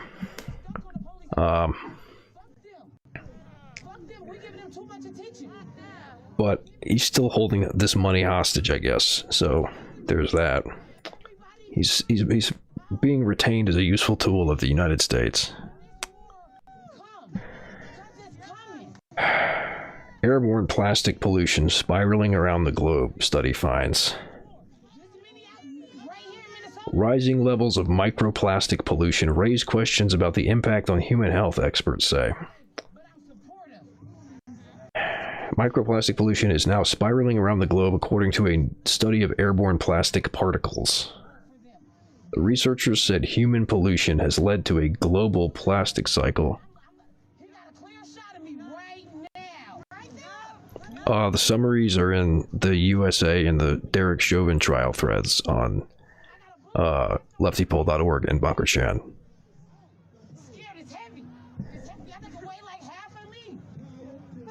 The researchers said human pollution has led to a global plastic cycle akin to natural processes such as the carbon cycle, with plastic moving through the atmosphere, oceans, and land. The result is the plastification of the planet, said one scientist. The analysis calls plastic pollution one of the most pressing environmental issues of the 21st century. It indicates that the... Damn it. It indicates that the billions of tons of plastic discarded into the oceans and land and being broken down into tiny pieces are being thrown back.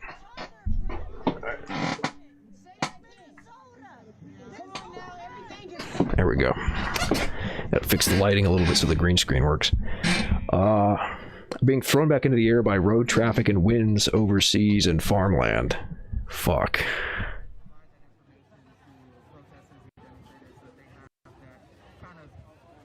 People are already known to breathe, drink, and eat microplastics, and the other research suggests levels of pollution will continue to rise rapidly. The scientists said this raises questions on the impact of accumulating plastics in the atmosphere on human health. The inhalation of particles can be irritating to lung tissue and lead to serious diseases. Professor Natalie Mahowald at Cornell University in the U.S. and part of the research team said, what we're seeing right now is the accumulation of mismanaged plastics just going up. Some people think it's going to increase by tenfold per decade. But maybe we could solve this before it becomes a huge problem if we manage our plastics better before they accumulate in the environment and swirl around everywhere. And here's a picture. Microplastic particles and atmospheric dust. The result of traffic and wind whipping up particles already in the environment. She said clearing up ocean plastic could help reduce the amount that gets thrown back up into the atmosphere, and that more biodegradable plastics could be part of the solution. The research published in the journal Proceedings of the National Academy of Sciences examined airborne microplastics, which have been far less studied than plastic in oceans and rivers. The team had more than 300 samples of airborne microplastics from 11 sites across the U.S., the best dataset available globally. These were the basis for atmospheric modeling that estimated the contribution from different sources, the first such study to do so. Virtually none of the airborne microplastics came from plastic being discarded in cities and towns, the scientists found, but were the result of road traffic and winds across the oceans and farmland whipping up the plastic particles already in the environment. We thought population centers would be a much better source, obviously, but it didn't work out that way, Mahowald said. Well, that's science for you. Sometimes you're surprised. Resuspension of plastics makes the most sense with this set of data. They found that roads were the dominant factor in the western U.S. Fucking cars. Linked to about 85% of the microplastics in the air. Fucking cars. These are likely to include particles from tires and brake pads on vehicles. Right, that's another big thing, is that the tires and the brakes are shooting dust into the atmosphere because of all the friction. And plastics from litter that had been on the ground. The oceans were estimated to be the source of about 10% of the airborne plastics in the western U.S., and soils 5%.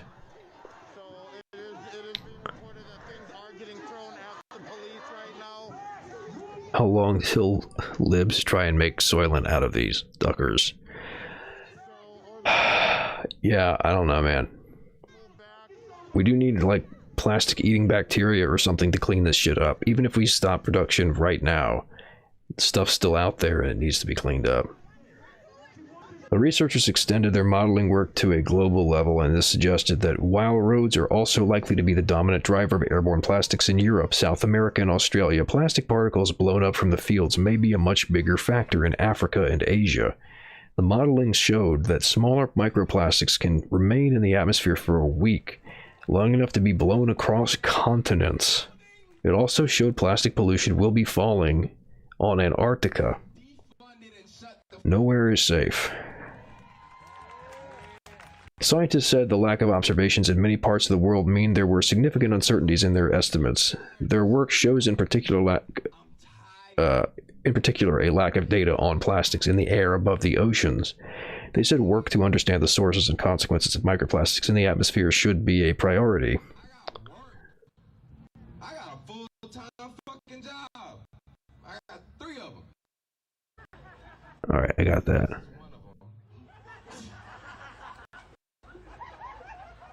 Oh, I see the thing just refreshed on me. I ain't paid. I do it. We literally have capitalism to blame for plastic in the oceans because up until Henry Ford launched a massive propaganda campaign, streets were mostly for people and travel was done by trolley cars, yeah. Boat, personal vehicle, yeah. People were getting pissed that these new cars were killing people on the streets, and so Ford had to trick people into thinking streets were for cars, not people. Hence the history of the term jaywalking. Yeah. Yeah, no, I got what you're saying. Yeah.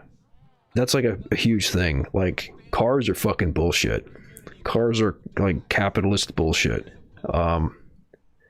It was like we did used to have a super robust public transit system in the United States, but it was literally dismantled so that they could sell people cars. So the was it the General Motors streetcar conspiracy, or was it? Yeah, it was General Motors and Firestone tires and Standard Oil, I think, were the big ones. And yeah, like, that's way worse for carbon emissions, for shooting plastic into the fucking air, for people having to pay a lot of money. It's more expensive, less efficient. It's ridiculous. But hey, it's more profitable. So, fuck the planet, fuck people's wallets. We got profit to make over here. Professor Andreas Stoll of the University of Vienna's Faculty of Earth Sciences, and not part of the study team, said, "What humans have been doing for decades now is what I call a plastification of the landscape and oceans. The study confirms the global scale nature of microplastic transport in the atmosphere, and does a good job in highlighting highly relevant and concerning possibilities, but more measurement data is needed to get a better idea of the sources." Stoll said, "People should be concerned about airborne microplastics, firstly because they will inhale it, and it is very likely that this will have some health impacts." Man, I shudder to think, like, mesothelioma is bad enough. What the fuck happens when you've got a coating of plastic inside of your lungs? And secondly, because the atmosphere is a great distributor. It transports plastic particles to regions where we definitely don't want to have them. Agricultural fields, national parks, oceans, the Arctic, even Antarctica. Eventually, we will have extremely high concentrations of plastic everywhere. Microplastic pollution has been detected across the planet, from the summit of Mount Everest to the deepest oceans. The revelation in December of small plastic particles in human placentas was described by scientists as a matter of great concern. Children of men, here we come. The article was amended on April 13th to note that Andreas Stoll is now at the University of Vienna, not the Norwegian Institute for Air Research. And then that's asking for money. Wow, that's a fucking scary and concerning article. Plastic is fucking everywhere. Yeah, I don't know. What does chat think about fucking the plastification of the earth? Because it's annoying as fuck to keep coming out here and yelling at LAPPL and all these other motherfuckers that protect murderers that are militarized and have immunity to kill our people. We gotta kill capitalism before it kills us. I mean, that's... Where's the line? Always the appropriate time to defend our people and abolish the police. Always. Alright, y'all know I can go on forever, so fuck. Alright, that's LA. That's this guy that you're hearing. Say... The issue is not everyone see capitalism as the problem. Yeah, it's a big part of it. Another thing about it is that, I mean, like, there's another layer to it too, which I mentioned earlier, is that it's not just the production that's continuing. If we stop it now, we still already have all this stuff out in the oceans, in the air, wherever else. We have to figure out what to do about it to clean it up.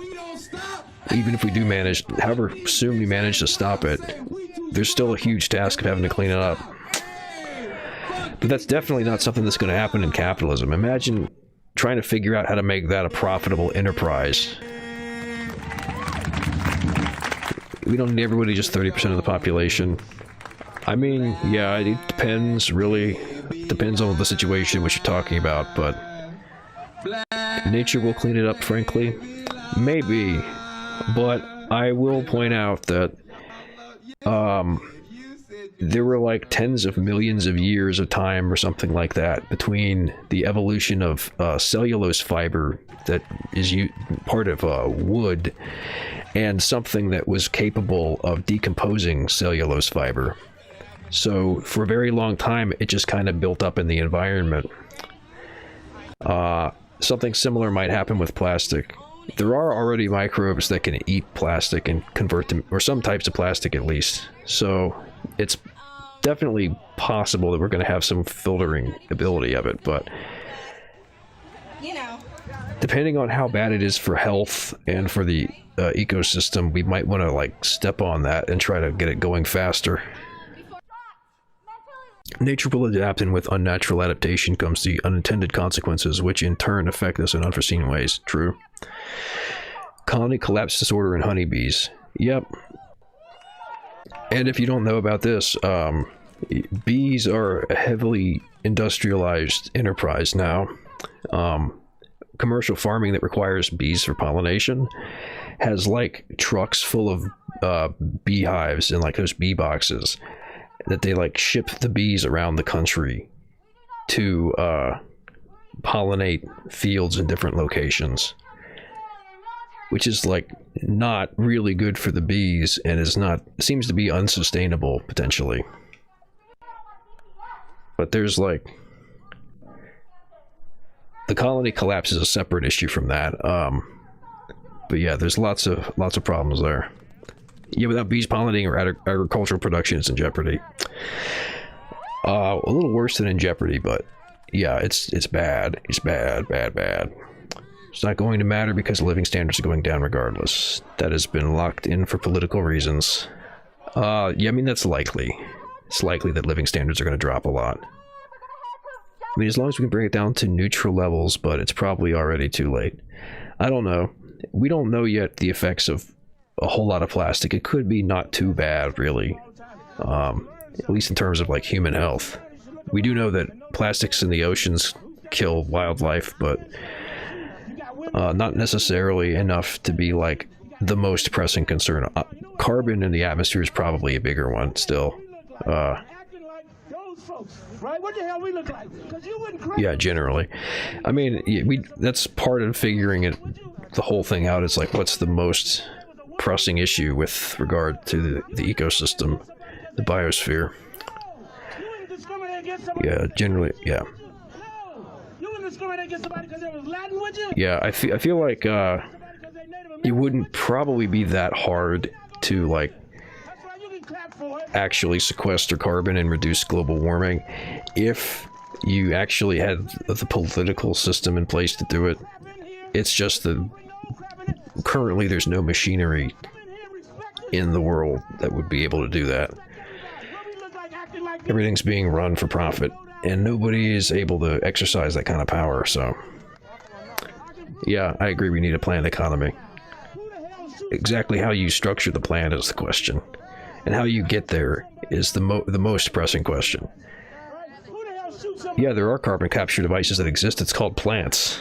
I mean, we probably could have some kind of technological solution, but the most effective carbon sink is to just increase biomass, is to plant lots of plants. And there's places that aren't being used that you could, like, re-green. And part of the reason they're not being used is because they're, like, barren and infertile, but you can introduce the kinds of plants that are basically what you call, like, pioneer organisms that can take barren land and make it usable again. But nonetheless, yeah, there's lots of things that you could do for that. The biggest thing is to just stop spewing carbon into the air, but you do need to actually recapture a lot of it because of how far things have gone. Yes, they did. Yes, they did. A college campus, y'all. There's carbon capture devices that can capture millions of tonnages of carbon from the atmosphere. So white folks, these are mainly white folks. I mean, like, maybe, I don't know. Yeah, and, like, having a vegan diet, in general, like, for everybody, would also massively reduce the carbon footprint. That's like the biggest factor in carbon footprint is meat consumption, because all any animal that you're consuming is being fed plants, and the amount of energy that goes into all of that is way more intensive than if you just use the same amount of energy to feed plants to people. But that would require, like, also a really huge restructuring of agriculture and the economy.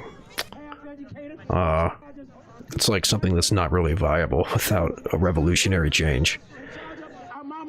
Meanwhile, things like PFAS are hardly recognized by the public at large as an environmental catastrophe. Yeah. Virtual water consumption rate, transference of energy. Yeah, there's a huge number of environmental problems because the way that the system works now is to just start doing things and then find out later whether they're harmful or not, instead of, like, having to actually determine first if doing something at scale is going to become a problem, which is, like, the sane way to do it.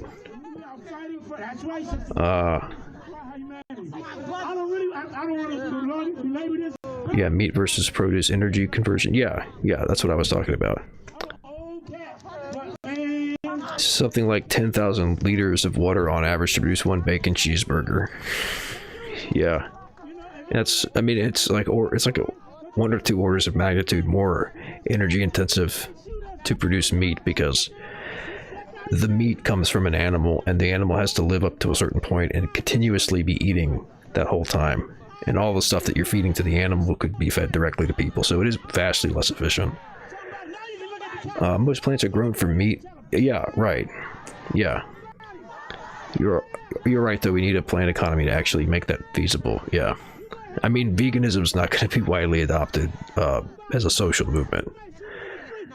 They don't care about profitability now. It's oligarchy. I don't know about that, Eugene. Own everything that's worth owning. Why would you be under pressure to expand or die? Well, because they are still operating in a market, and, like, it's not just about their personal wealth.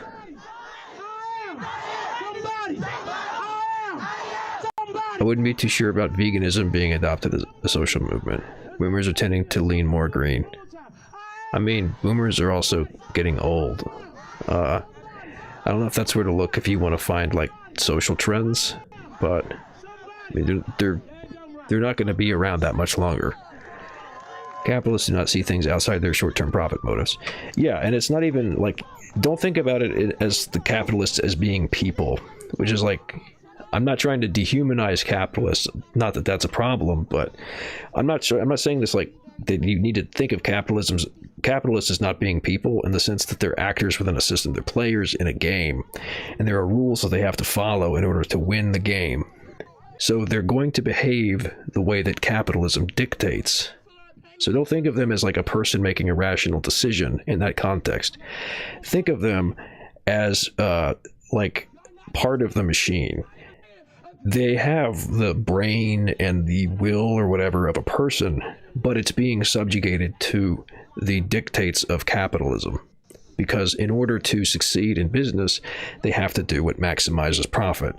And that's not just to outcompete somebody on the market. It's also to please their shareholders and keep the price of their stock high. So that's another part of it too, is that they're not just... I mean, competition on the market is less even about like the real market today than it is about the stock market and about trying to be traded favorably. That's like sort of the metric that businesses are being judged by. But yeah, it's don't think of it as like capitalists are choosing to act the way that they do out of free will. They're doing it because they're following the rules of the system to try to win.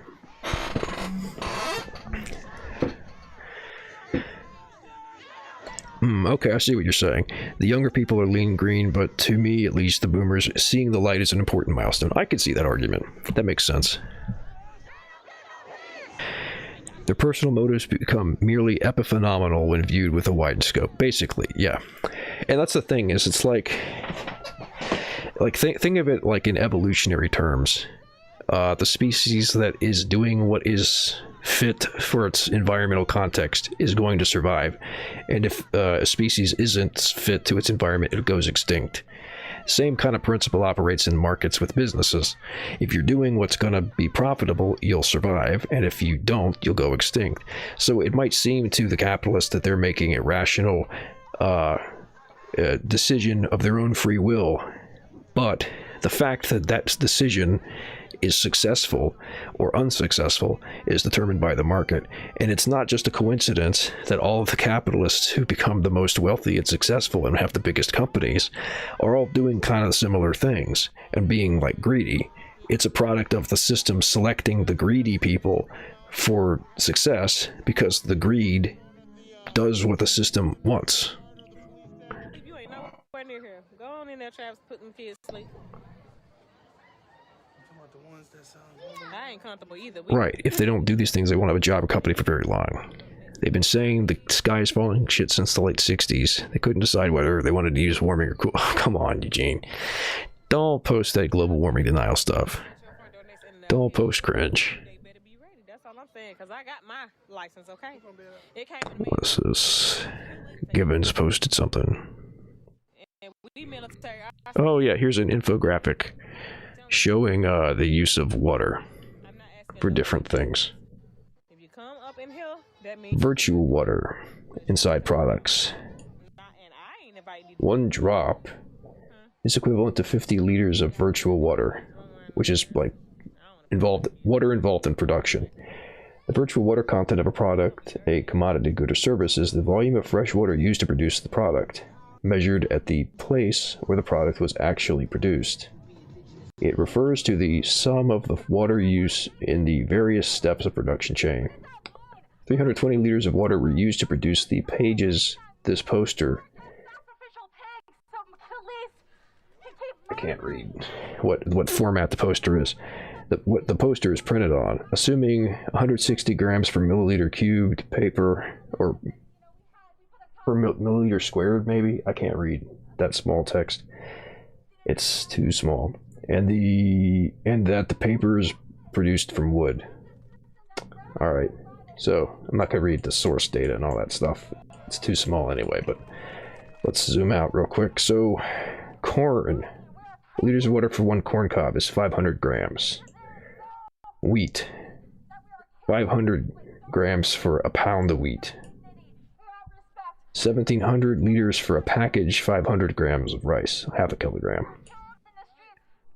900 liters of water for 1 pound, half a kilogram of soybeans. Wow, apples are not much at all.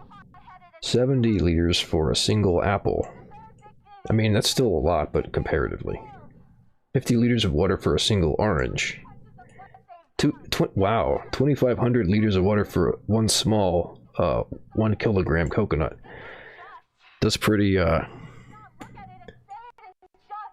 Oh God, what's being posted now?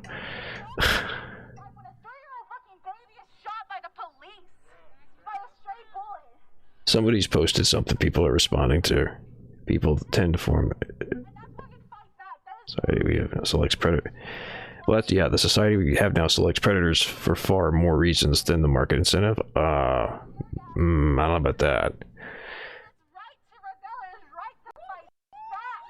Chart of virtual water consumption from an undergrad course I took. Thank you, Gibbon on a ribbon.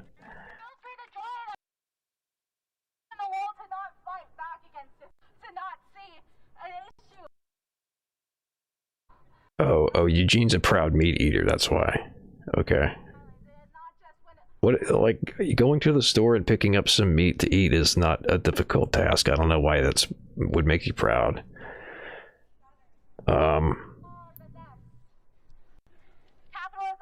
If a cow ever got the chance, he'd eat you and your entire family. That's not how cows work, my man.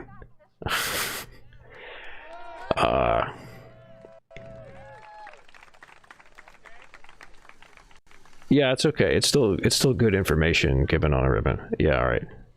Oh, somebody, Truth's responding to the fucking soy with the Reddit soy face. Yeah. Oh God, they're arguing about Malthusianism and shit. Desalination is not viable. Yeah, probably. Vegans trigger Eugene. Yeah, it seems like it. Eugene in general is like a skeptic about ecology stuff, so makes sense that he doesn't like vegans either. All right, I think Eugene left. Don't bully Eugene. Eugene is one of our esteemed long-term posters. High effort posts, but maybe a little schizo. 150 liters of water for a bottle of beer. And that's half a liter. 720 liters of water for a bottle of wine. Jeez. Oh, wait, there's more this way. 840 liters for one pot of coffee. 90 liters for a pot of tea. 650 liters for a package of toast. 2,500 liters of water for one big piece, half a kilogram of cheese. Wow.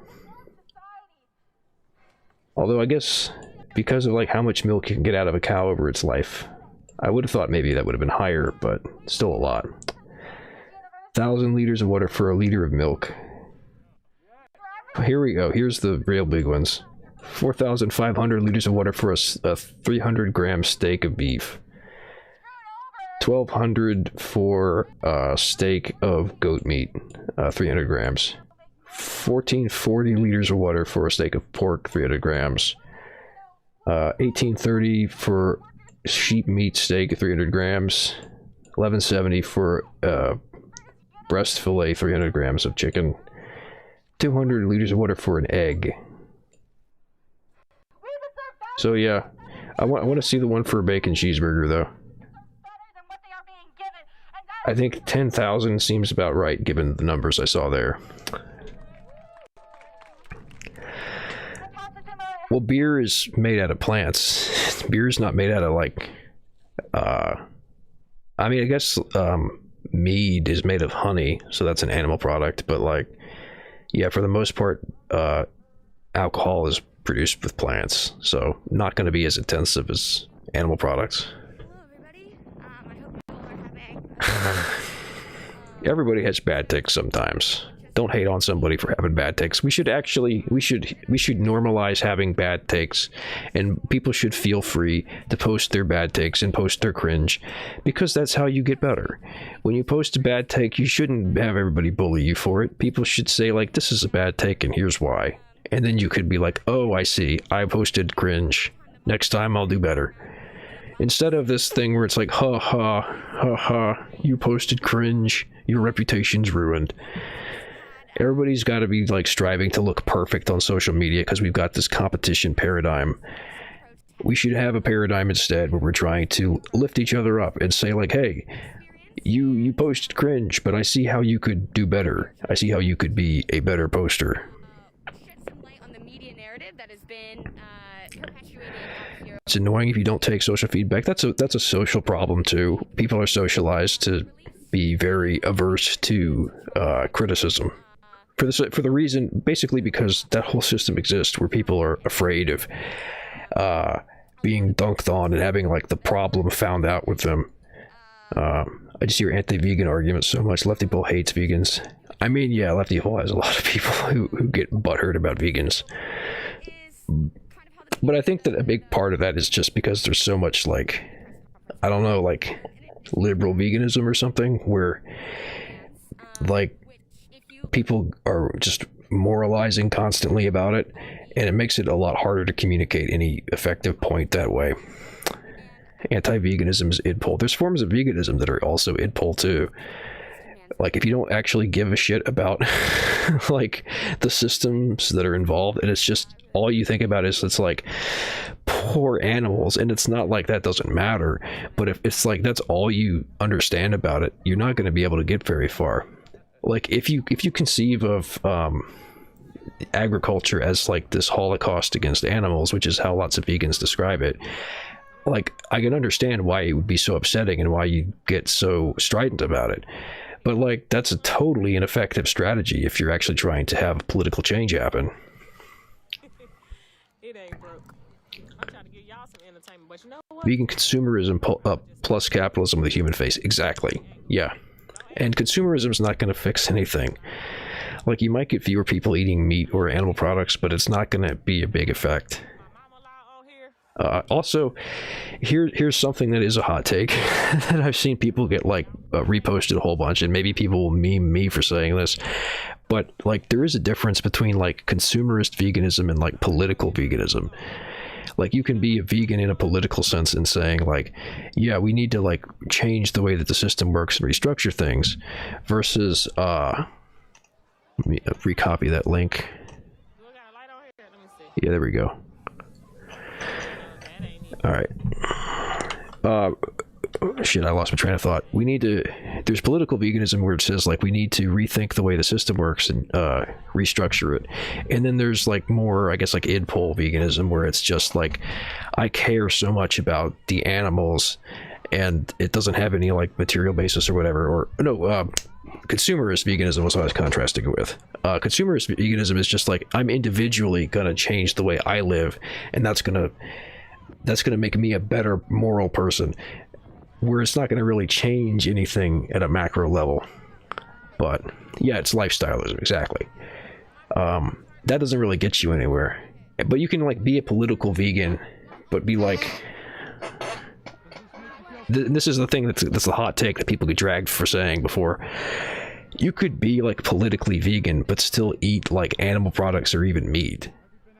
Like, for instance, I live in an area that's like a pretty bad food desert, and it's like, if you actually are completely vegan, and I've tried it, it's like really hard to find the food, because they put like gelatin or whey protein and shit in so many things.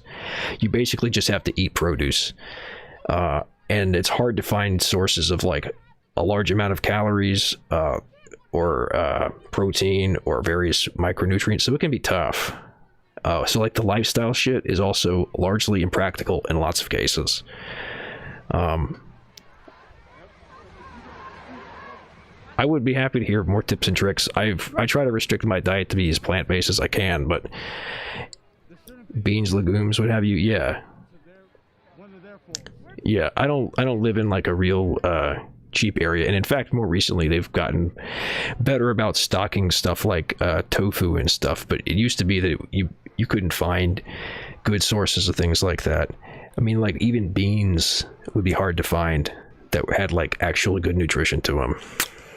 But that's like a potential huge issue for lots of people if they're trying to adopt it as a lifestyle, which is part of why like the whole difference between consumerism and like a broader political project is important to make. But I'll stop talking about veganism right now because it's a bit more of a niche topic. But yeah, I'm definitely supportive of trying to like fix the massive problem that our industrial farming is. And that's like a pretty direct way of addressing it.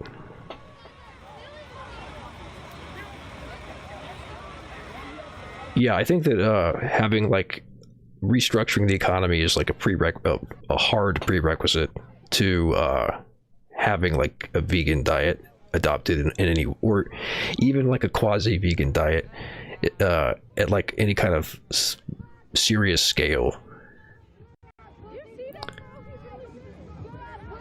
Well, yeah, that's a much more post the old food pyramid. Oh yeah. The original food pyramid.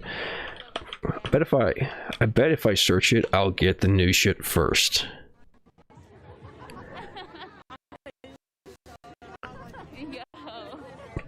No, actually, the first ones I get look like the old ones, but they've got snazzier updated graphics. Here's the original.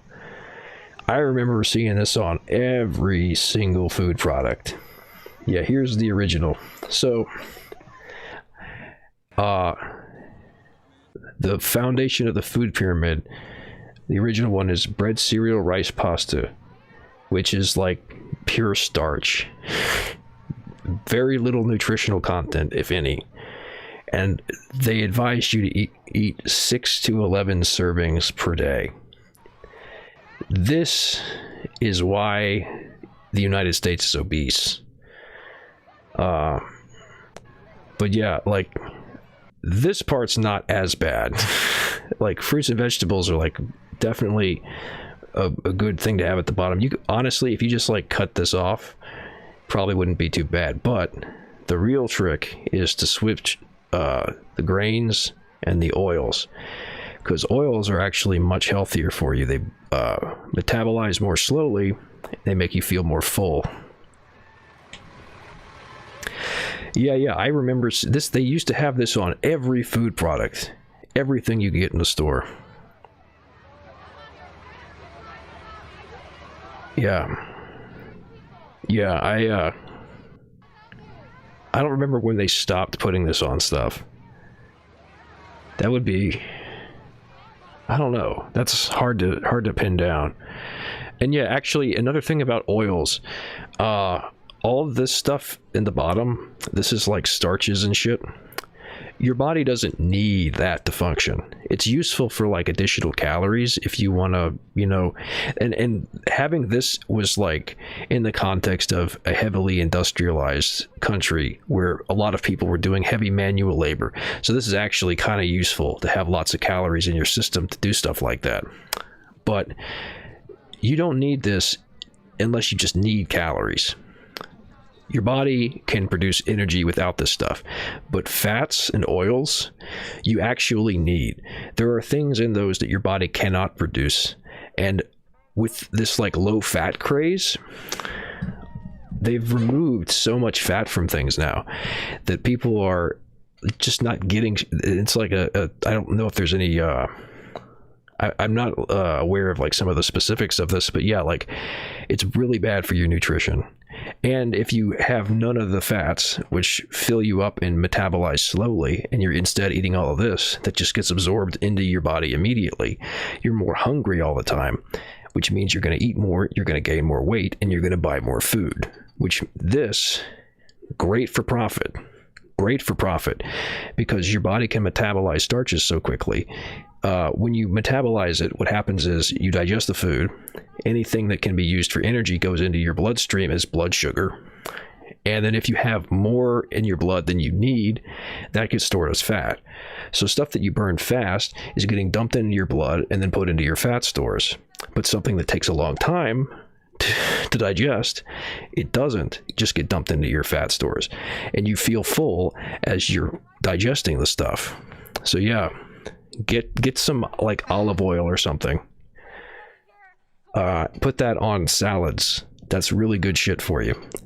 But make sure you, I mean, it's actually, I don't think that like regular vegetable oil is like bad, but there's a lot of fake olive oil out there actually, thanks to like the mafia and shit. So actually check the brand that you're getting, if it's like verified as actually being olive oil, because there's a lot that's fake. I only recently found out about that one, but there's all kinds of wacky shit like that with food. Oh yeah, there's lots of vegetable oils that are good for you, but usually like the generic vegetable oil that you'll pick up will be something that's like super cheap and probably not very helpful. Probably not very healthy. But it's still oil. It's still better than like fucking starch. Like just a big bowl of, yeah, just a big plate of spaghetti.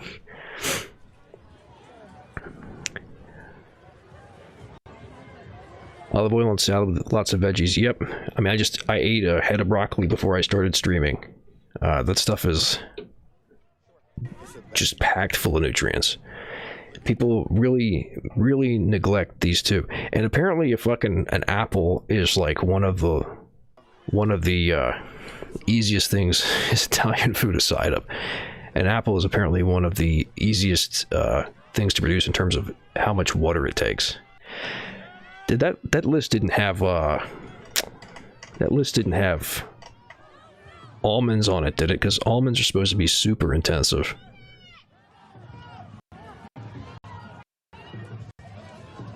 Rice and soybeans are up there, but no almonds. Yeah, almonds are like causing a fucking drought in California because they take so much water to produce. You should regulate your intake of oils because it's tied to clogged arteries. I think that there's lots of like doubts being cast on a lot of conventional wisdom about stuff like that because there was like an assumption that cholesterol in food becomes like just blood cholesterol, but you metabolize that before it goes into your blood, so that's not really true.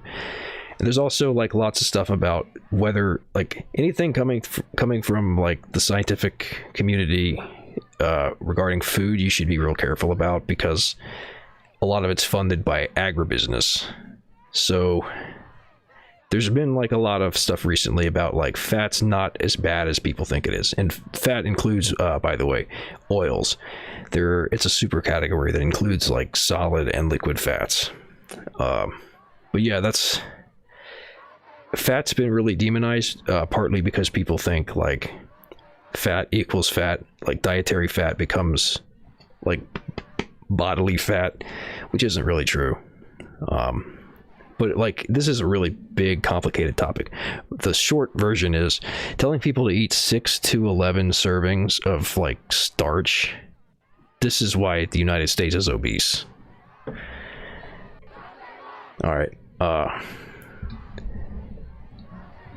Yeah, and actually the other thing, the word fat became bad. Well, yeah, because people use it to refer to like a body type for no reason. Well, I mean, here's a whole other thing I could get into. It's like the concept of weeds. Like, I forget what company it was that created Roundup, but like weed killers in general were basically a poison that was produced and invented, and it's like, okay, here's a thing that'll kill a bunch of stuff. What does it not kill? Oh, it doesn't kill grass. Okay, well, the marketing department's going to tell people that grass is like what's in right now. Having grass everywhere, that's really cool. And anything else is bad. And then we're going to sell you this poison that you spray everywhere so that all you have is grass. Yeah, it's just pure marketing. I think that you know, if you have like a field, it looks a lot better if you've got a variety of plants growing out of it rather than just one. But, you know, they invented something that would kill everything but grass, so you got to sell that. Yeah, weeds often are like indigenous flora. They're often like wildflowers that look really nice too. Like around here, there's wild violets that grow that are beautiful. But those will get killed off if you spray shit. Actually, since I mentioned Roundup, let me find one of those old Roundup, and we did like a nostalgia thing with the pyramid. Let me look up one of those old Roundup commercials because they're a fucking trip.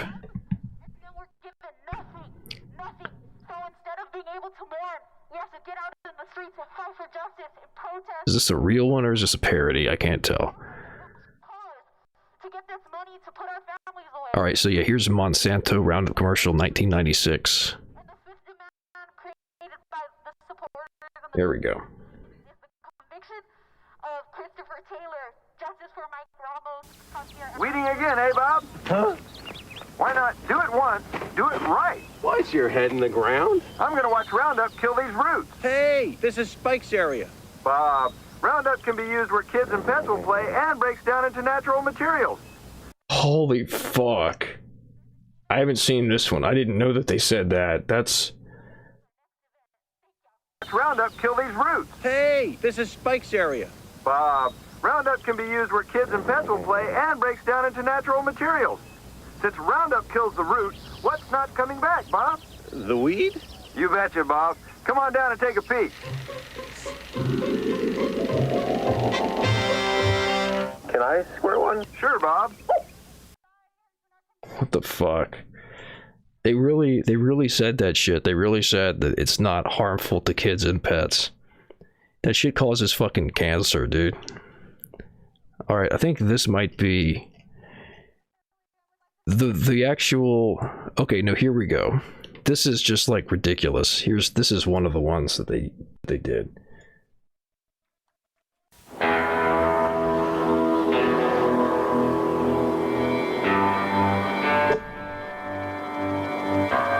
Roundup Extended Control. It kills tough weeds fast. It also prevents. Just spray wherever you don't want weeds, and you won't get weeds for up to 1, 2, 3 full months. Roundup Extended Control. Weeds have met their match. Yeah, that's the one I was thinking of. Oh my god. Like, isn't that the most fucking America thing you've ever seen? God damn. You don't want foreign plants growing in your yard. Just blast them with this Roundup. It'll make you and your boys feel like a bunch of cowboys. Like, I remember seeing that shit on TV so much. Even when it came out back in the 90s, it was just cringe. Yeah. Yeah, I know, right? Equate weed killing to shooting people. And it's like, yeah, there's so much ideology behind this to unpack, because like the whole Western genre thing originally was about fucking taming the West, which is committing genocide against the native people of the land. And it's like they're talking about they're like actually going so complete with it that they're even genociding the fucking native plants so they can plant grass that they imported from wherever the fuck they got it. It's just like unbelievable. Yeah, that's right. Also, it's very like you'll be so masculine when you kill these weeds. It's just weird. Ice Operator Edition Roundup. Oh yeah, wasn't there some thing where they were like spraying people with chemicals in those camps? Ugh, that shit's just horrible. Manifest weed killer, yeah, exactly. Yeah, I wonder if they did any like targeted ads for women about stuff like that, but it's generally targeted at men because it's like men's work or whatever to be doing stuff with yard. But yeah, with a nice lawn, your wife will be happy. Yeah, it's crazy how obsessive people get about lawns. I mean, it's just a waste of space most of the time. But yeah, I'm actually going to take a quick break before I move on to the rest of the headlines. I've got some other stuff in the queue though that I'll put on before I come back. Here is a walk through the Grand Bazaar in Urumqi, which is in Xinjiang. Which, actually, somebody who just joined, posted earlier, and I can give you a little tour of what it looks like in Xinjiang, in Urumqi, which I believe is the capital. The most American thing I've ever seen was a video named Collateral Murder. Yeah, that was part of the that big dossier that was released. It was the drone footage of the pilot, or not the drone footage. It was an AC-130, and the gunner was like really just had a murder boner for shooting some people out on the street. I can't play that on here because I'll definitely get banned, but I also can't put it in the queue because that will not, it won't play age restricted stuff. But yeah, if you want to see it, you need to search that on your own time. Collateral Murder is the name of it. Yeah, the people who want to show some humanity and help the injured, shoot them too. Yeah. I was gonna say you could maybe reach out to GetChan. They have an internet-related thread, media thread. Oh yeah, that's a good idea. Well, I've got fucking 18 viewers right now, which is way better than normal. Just as I'm gonna go take a pitch break, but yeah, get in touch with SciTube with age restriction stuff. Oh yeah, that'd be awesome if we could get around that, because it's been such a fucking problem with trying to show people stuff. Yeah, I probably should also post on like Bunker Chan occasionally, but I don't know. I need to put some more thought into like expanding advertising for this, but yeah.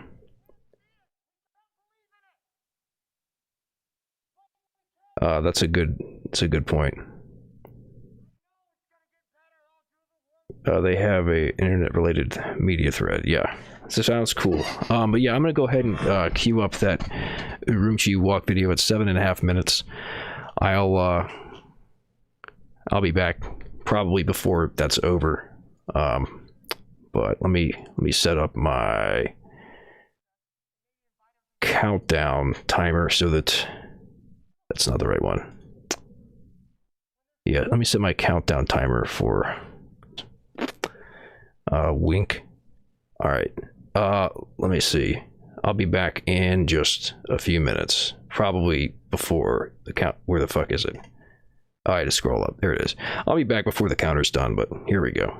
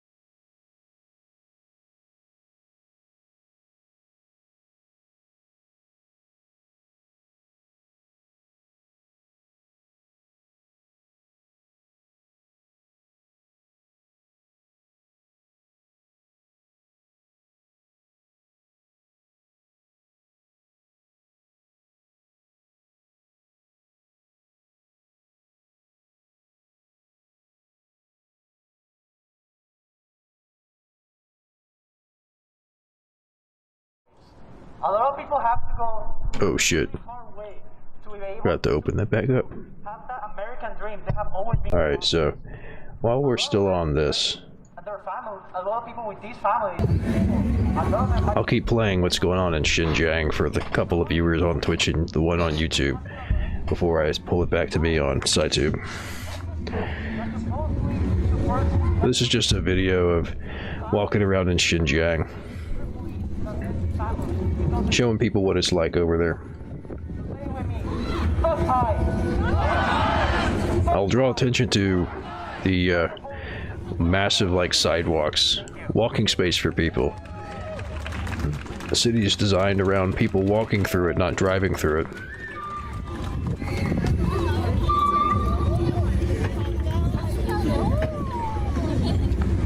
Thank you to everybody who has spoken so far. And please, if you have anything to say, if you have any thoughts that you want to share, we want to hear them. We want to, help, get out your anger, get out.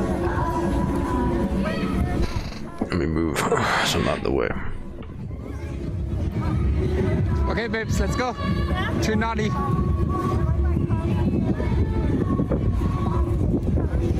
Alright, that's almost over. Cool. Alright, so I'm back now. See how long it takes for the site to properly add the video back. Oh shit, I gotta mute myself.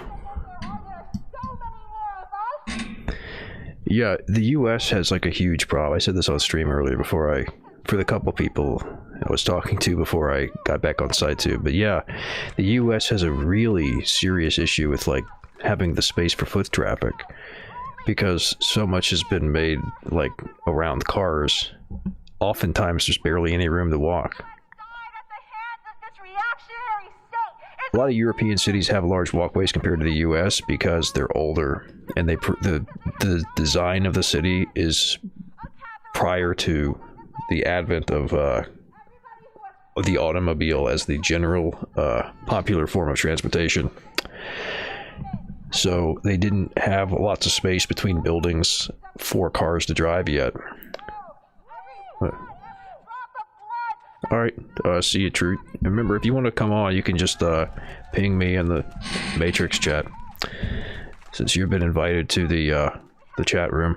And by the way, anybody else is interested in coming on the show to add your insight or just rant about shit or talk about some special interest topic, you're welcome to ask, and I can bring you into our chat room for that. But see you, Truth. I would love to bring Eugene on. I would like to have a discussion between Eugene and maybe some other people to get like an interesting little discourse going there. But yeah, I'd love this to be more of an open platform, so it's not just me telling you what the news is. I figure that'd get pretty stale after a while. Maybe I can do it for leftypol chat. Hell yeah, dude. Hell yeah, Eugene. We don't have to like rush into it tonight or something, but you can find actually, let me see. I think,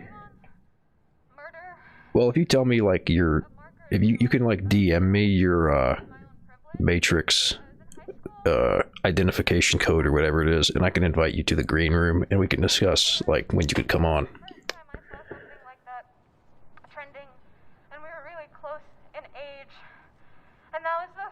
Okay. See you, Truth. Thanks for the lurk.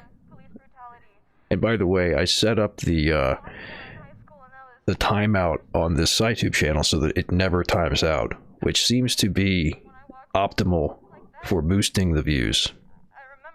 So anybody who wants to get views for a stream channel can come and post it in here, and they'll perpetually get the views from people who are not AFK, because it seems to take people away from your view count once they go AFK.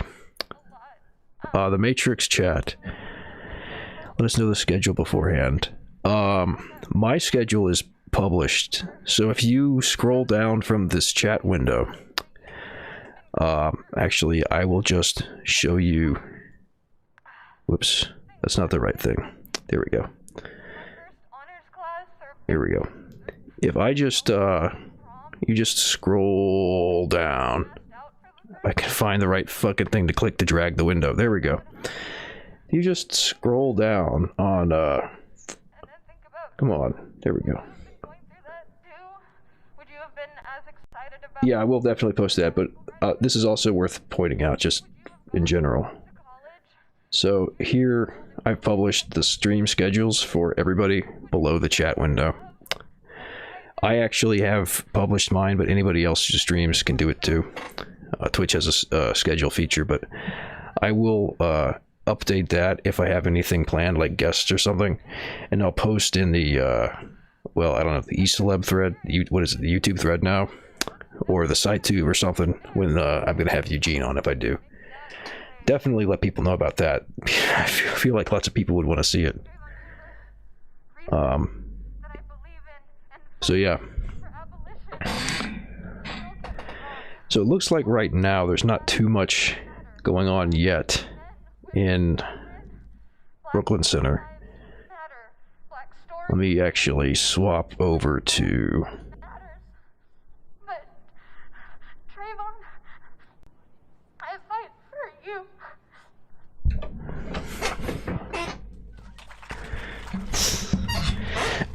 Yeah, yellow vest Joker face. I mean, hey, there was another shooting in Maryland today, so there might be more of a, or not today, yesterday. They were announcing stuff about it today, but that might get people going more. And unfortunately, this is how streaming works with this stuff, is I try to restream this and it becomes very choppy. All right. And I just wanted, I gave a lot of y'all a flyer earlier, but is there something I could do to make it? Take down people's emails, because I know it's a lot easier to get in touch. The mic is open to anybody who would like to give. All right. Well, hopefully it won't get too bad. It doesn't seem like they're doing much yet. They're at the fence. We've got where are we? We've got Brooklyn Center on the left. Looks like the whole left half. And then Brooklyn Center, I'm not sure. This is somewhere in Minnesota, but it doesn't say. I can't, it's cut off there. This is Columbia, South Carolina. That's also Brooklyn Center. This is Austin, Texas. If you can't read, because you got like the window too small. So it's almost all Brooklyn Center, but there's a couple other spots. There was some stuff going on in Sacramento last night. The police tried to trap people in a kettle, but they managed to get out of it. Other places had some things on and off too, like New York had something. But right now it just looks like people are at the fence. All right, somebody's popping munitions off. They burned down... What? I heard last night they burned down the police union building in Portland. You gotta post a link to that if that's true. That's not something to leave up to rumor. I'm trying to educate you. I'm trying to go, but when you go to these banks and you get these loans, and I'm speaking from experience now. I'm saying if you can't read because the window's too small.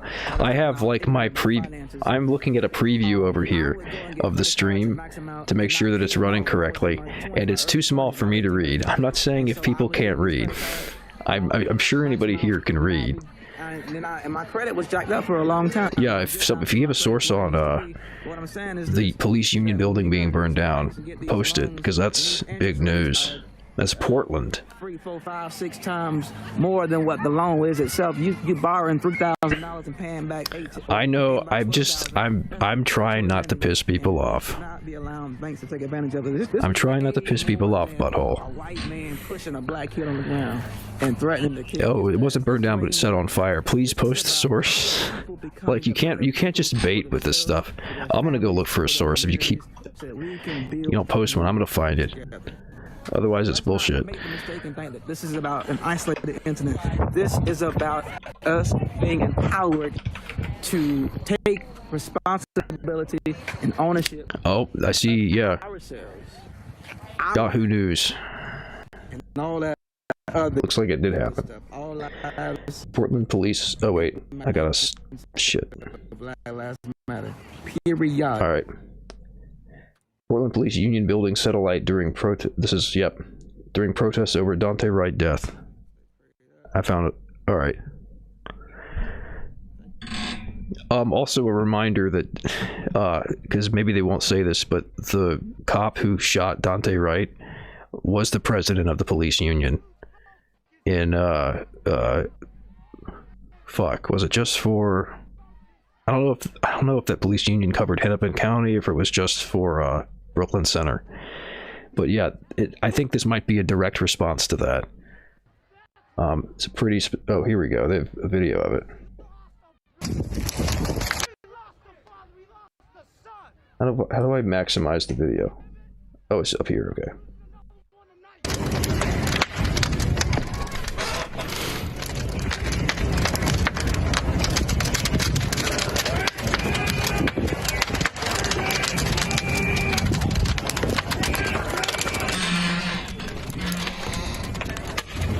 Somebody's shouting to burn it down too. No, the police are not. I mean, you could argue in some technical sense that the police are proles, but the entirety of their job is to be a class traitor. So they're not proles. But yeah, I think this was probably a direct. Oh my. Okay. Oh, hold on. You can't see because I'm in the way. Let me turn my camera off so you can see. Oh my fucking god. All right, watch the right side of the screen.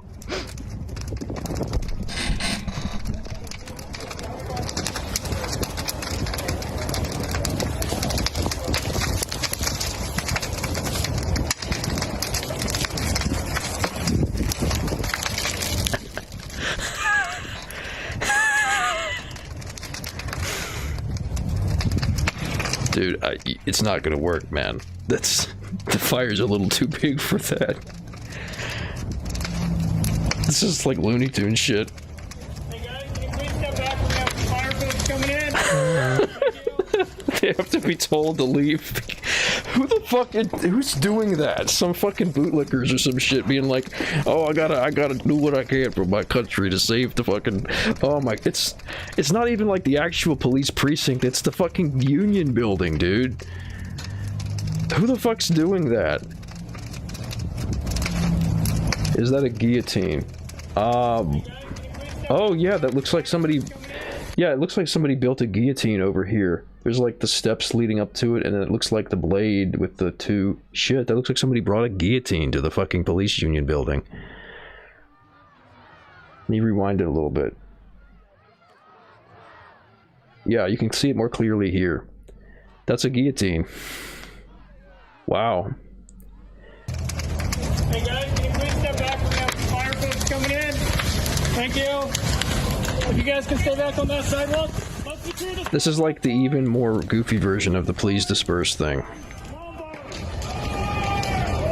Wow.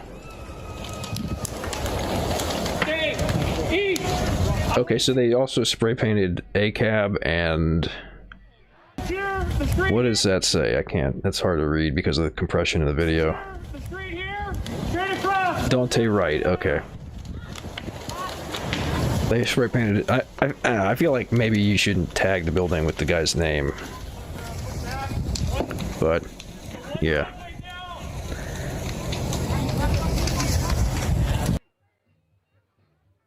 Alright, some other bullshit. Oh, that was also like a cold case murder, so that's kind of like a story. I doubt that's going to be in News and Non's collection, though. Turn my... There we go. Turn me back on. What was this? Somebody posted... Oh, it's Robespierre. Glowing Eyes Robespierre. Oh. Posted in the chat. Yeah, I mean, it kind of does evoke that sense, doesn't it? Yeah. That hose is actually full of gasoline. I doubt it. It's like a Viking funeral on TV, kinda.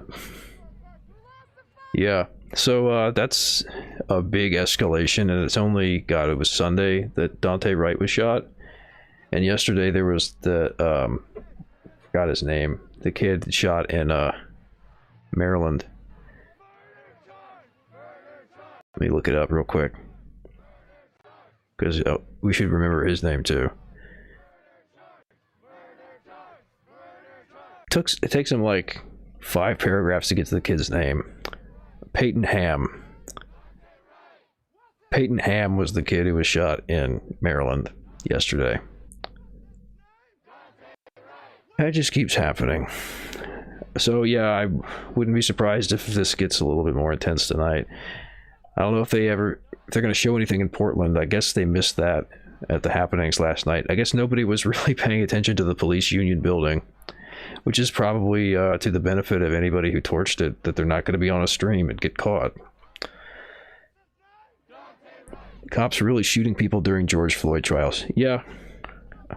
I mean, you could maybe, the guy who drove into the Capitol building, you could maybe be like, well, he started that or whatever. But yeah, like the other ones, especially the fact that they shot a guy, like they said it was less than 10 miles from where George Floyd died that they shot Dante Wright. Because if you're not aware, that was Brooklyn Center, Minnesota, is a suburb of Minneapolis. Like, right there. And it really looked like it's totally ridiculous. It looked like they were fucking planning to be aggressive. Yeah, same county, Hennepin County. It's like right in the same area. Yeah, so Portland Police Union building set alight during protests. People are getting mad and escalating.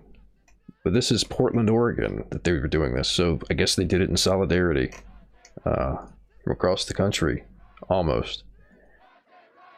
Minneapolis isn't quite the East Coast. It's like Midwest, which is actually the eastern half of the country. One person was arrested in Portland, Oregon after a police union building was set on fire on April 13th during so they arrested somebody during protests over the shooting death of Dante Wright. Footage uploaded to the independent media PDX shows a burning doorway at the Portland Police Association building. According to Portland Police, one person was arrested in relation to the fire. Portland Fire and Rescue extinguished the blaze. So, yeah, accelerate. It certainly does seem like it's accelerating. Like, how long did it take before, like, you had large groups of people going to protest regularly over George Floyd? Like, it took a minute. They burned the precinct down, like, pretty shortly after it happened. But, like, it took a while to gain the momentum. But I think now that people have seen what they can do, momentum doesn't need to be built up so much. They could kind of go off what they already had before.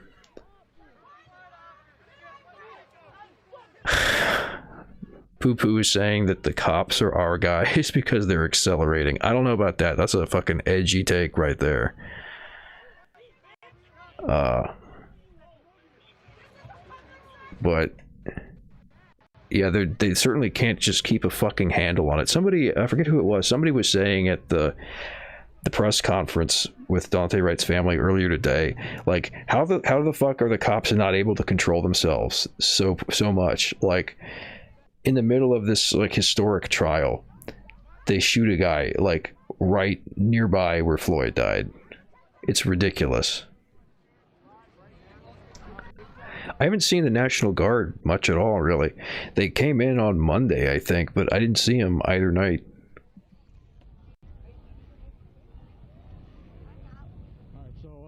Reaching a point of unsustainability. Well, it definitely is. Like, we saw this a lot back, not even that far into the Floyd protests, that, like, the cops would fucking run out of resources before long. They only have so much tear gas on hand, right? They only have so many rubber bullets. If people just keep going out there night after night, it's, you know, a war of attrition. And, like, people don't run out of the ability to stand at a fence. And, I mean, it's basically like the police's munitions versus the people's resolve. It's kind of what the conflict is there in terms of resources.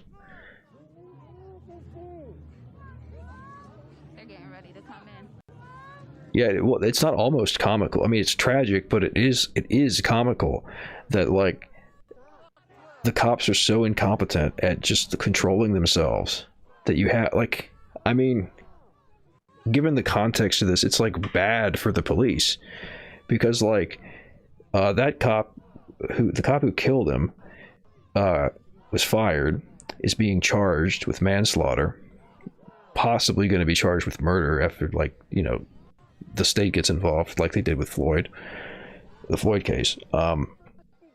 But I think it was the police chief also quit over this. So, like, yeah, it's bad for them at this point. Like, it's a problem for them, but they still can't handle it. Like, the violence, the brutality is so ingrained in the police as a system that they can't pull back and not do it for a while. Like, just for a month, right? The trial's supposed to go on for 4 weeks. They couldn't not kill a guy for 4 weeks. They couldn't make it. They couldn't do it. That is comical. It's insane. It's disgusting and tragic, but it is also darkly comical. Ugh. Yeah.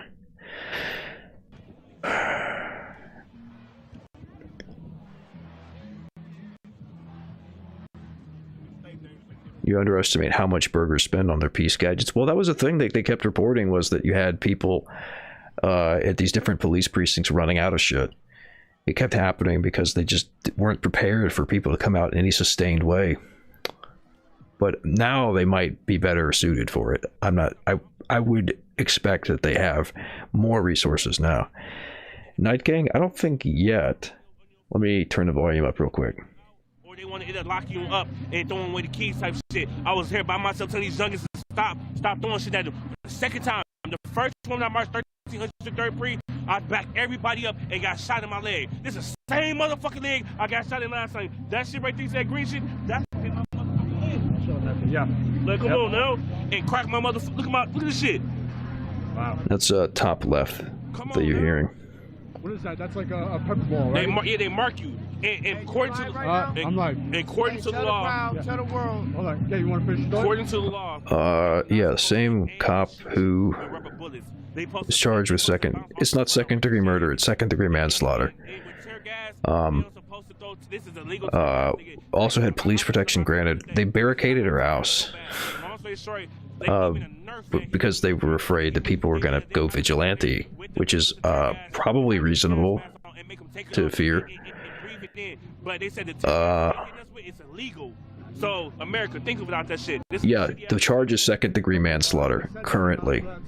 They'd have to, like, add it with like they did with Chauvin. When he tried to take away all the gun laws, they know. Yeah. Thank you, Clash, for the clarification. And in Minnesota, second degree manslaughter specifically says that you have to willfully endanger somebody's life.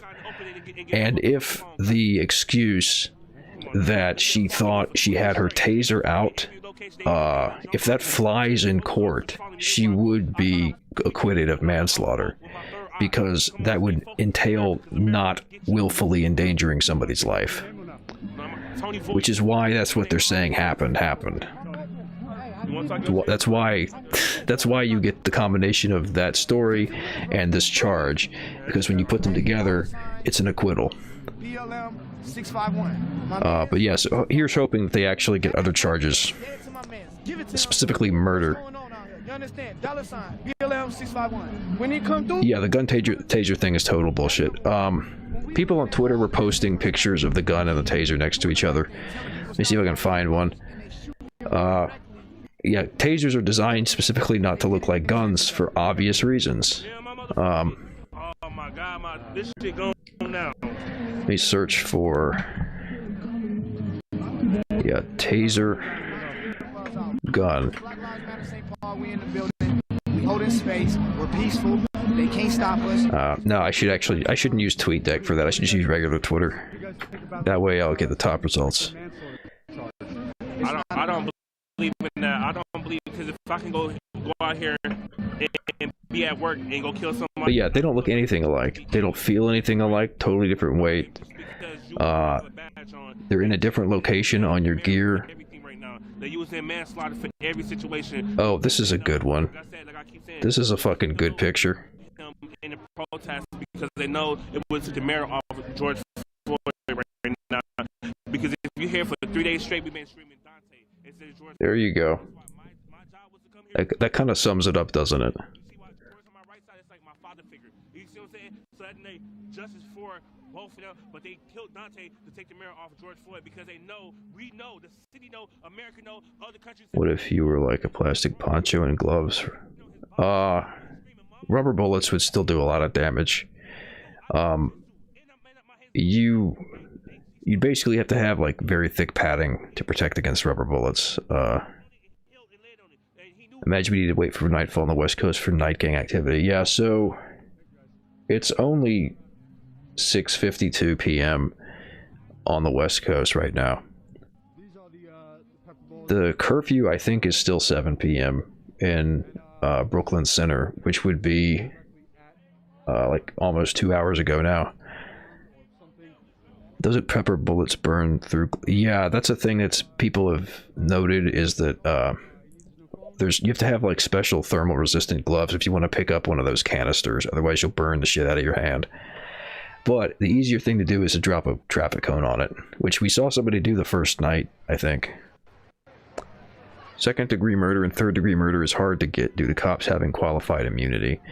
Yeah, which is, at least people are talking about ending that as a reform in policy, which could actually make, make things a little better, open the door to doing something about the cops.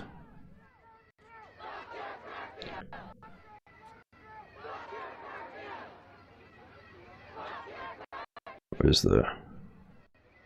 Oh, yeah. Here's another one.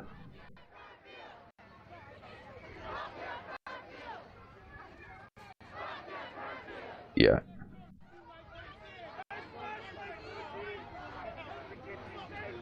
It's about 10 minutes. There's your police vision test. Yeah, but like apparently cops think everything is a gun except the gun. Let me see if I can find a picture though. Oh yeah, same shit. Everything is a gun except the gun. There was somebody posted it like an actual pic. I guess they're too happy to do these memes. I want to see the actual. Oh hey. Oh, what do you know? Because the gun is on the right side, and the taser's on the left. In the video, the shooter who killed Dante Wright was to the left of another cop. So you can actually see in the video the difference between the gun that the cop is pointing at Dante Wright and the taser, the gun, and the taser that's on the belt of the other cop. So you can actually see that. I didn't notice that before. You can actually see that in the body cam footage. Excellent.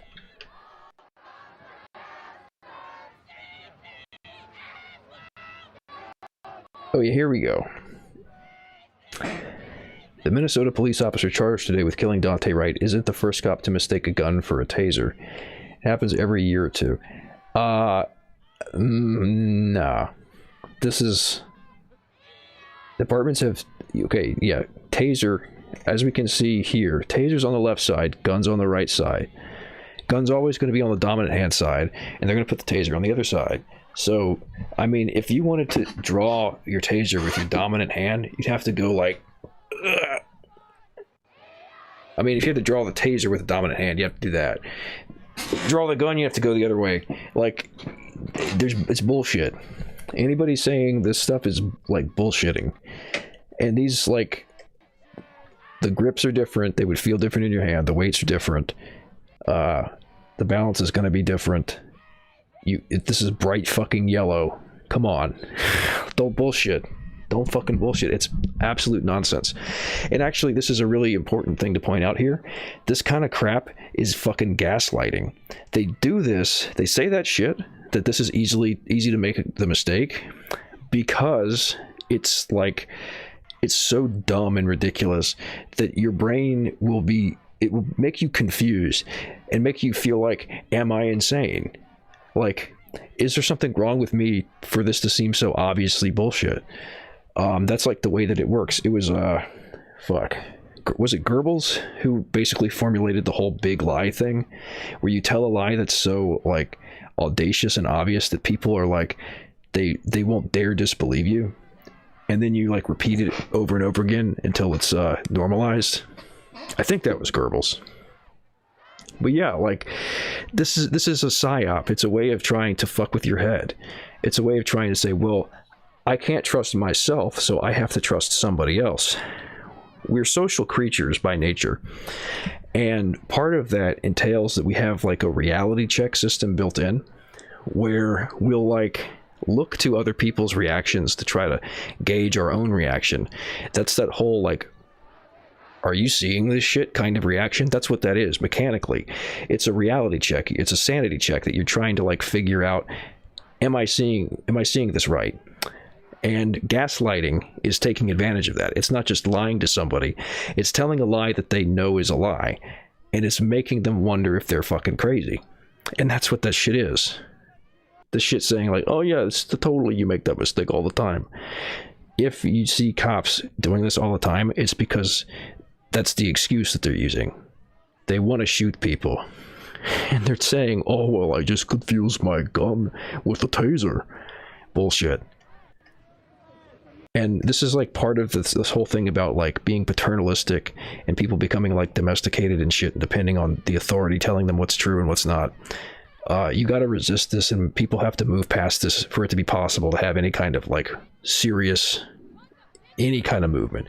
Revolutionary, even reformist, people got to get over this shit. They got to get over fucking believing whatever the fucking people in the government tell them. It's bullshit. But, yeah. I don't know, what's chat saying? Yeah, if it was two different firearms, I could see it being a mix-up. But, like, one of the things you don't see in this photo is that this gun is pretty heavy compared to the taser. Like, the taser is basically light plastic with a couple of little diodes that it shoots out. It's pretty light. A Glock is a lot heavier, and a Glock also is loaded with lead bullets in cartridges that are full of powder, brass cartridges. It's fucking heavy. It's not like, you know, a dumbbell, but you notice the difference in weight. I guess it is kind of like a dumbbell. It's like picking up, it's like the difference between picking up a dumbbell or like a full soda bottle or something, or water bottle. It's a significant difference in weight. In my country, for every shot fired by a cop, there is an investigation by a prosecutor. That's supposed to be how it works in theory. Actually, somebody testified, one of the police that testified about that in the Chauvin trial, and said that every bullet fired is a separate use of force, and is supposed to be, like, accounted for. But that doesn't actually happen. So, like, yeah, in theory, that makes sense. But theory and practice are very different in the U.S. police system, particularly, but it's by no means exclusive to the U.S. I think in Mexico too, but in practice, yeah, yeah, exactly, Lemonade. How the hell do you make the mistake? Look how yellow the taser is. Yeah, and I'll scroll back up because you actually can see in the fucking video. I mean, this is from the New York Times article. You can see this is Kim Potter holding the gun, pointing it at Dante Wright. This is from her body cam. And then the officer next to her, I'm not sure what that officer's name is. You can see the taser. So, like, you can see in the video that they released what the difference is. They've got the same equipment, I'm sure. All that stuff is standardized. So yeah, like, completely fucking different.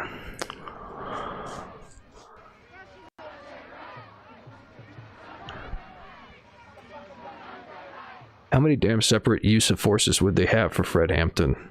I don't even want to think about that, man. Fuck.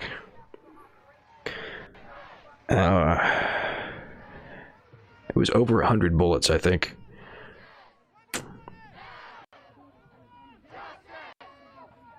Yeah, everybody is, like, super... I think cucked. I said that yesterday, but then somebody else pointed out to me that the relationship is more of, like, paternalism. I think it's more accurate to say infantilized, because it's not it's not just like you're willingly allowing these people to like take advantage of you. It's beyond that. It's into this mode of thinking where it's like you're dependent on them. You feel like it's necessary for them to dominate you. And so you allow cops to continue going around doing this shit, killing your children.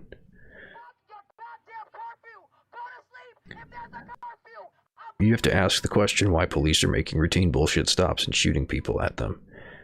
I mean, that's a good question to ask.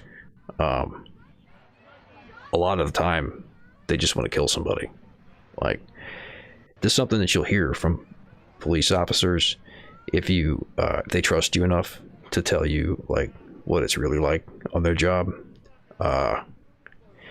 There's killer cops all over the place who just like enjoy killing people and will contrive a situation that allows them to do it and get away with it.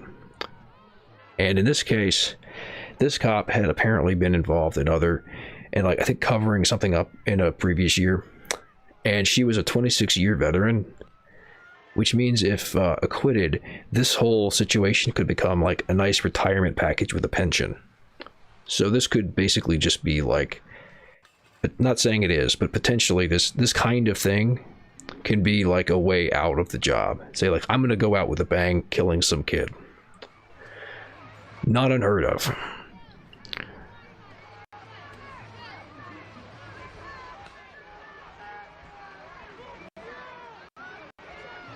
All right, talking about specific countries and shit. Let me go back to reading headlines for a bit. Doesn't seem like stuff has really popped off yet. I don't see any gas or anything, but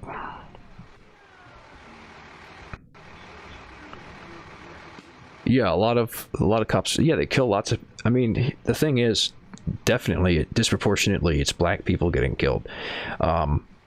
Even more than black people in the U.S., Native Americans are killed out of proportion. But also just like lots of people in general get shot. There's like a stat going around for a while now. The police in the United States have killed more Americans than terrorists since the year 2000, and that includes 9/11. Yeah.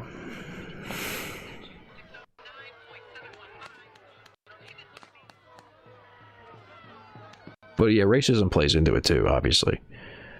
Like, there's lots of cops who even will say that they see it as like a racial thing, that like their job is to keep certain kinds of people in line. Like, some of them will just outright say that.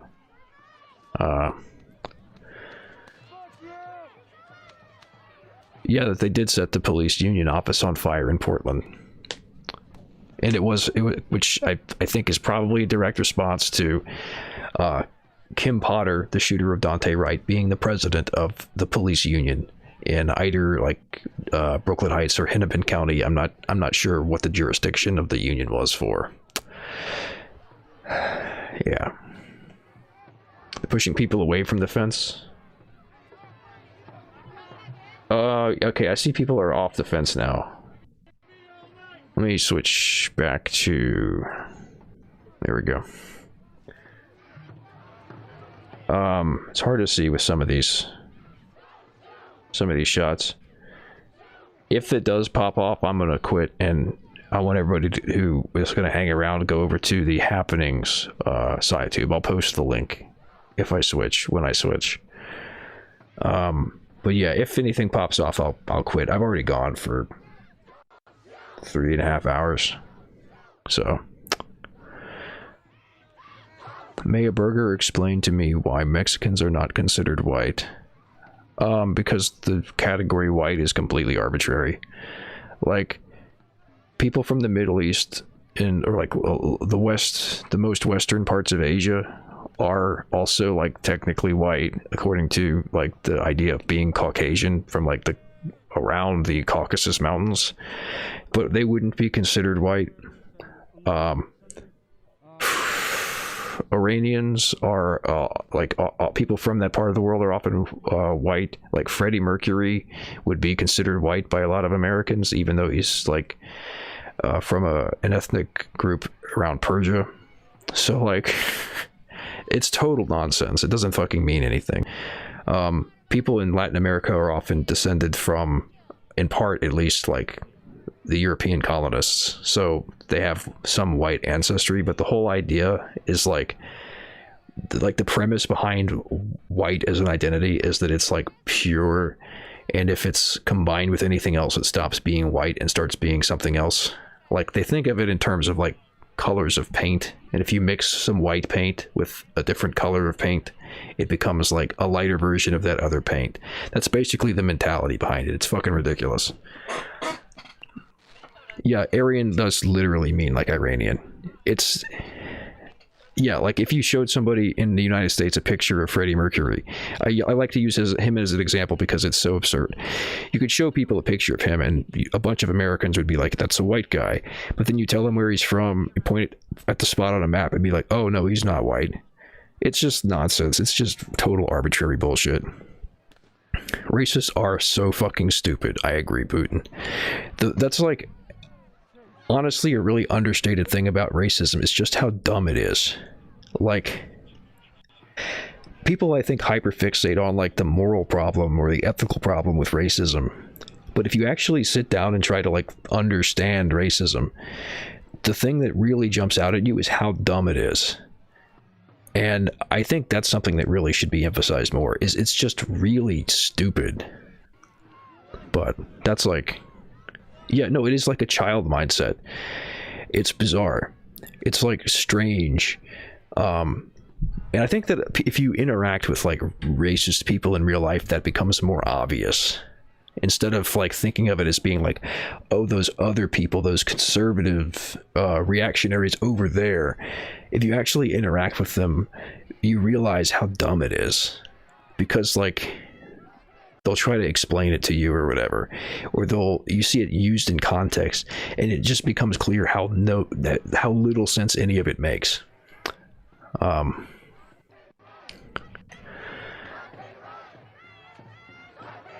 Really, the only exception that are honorary whites are Cuban reactionaries, pretty much.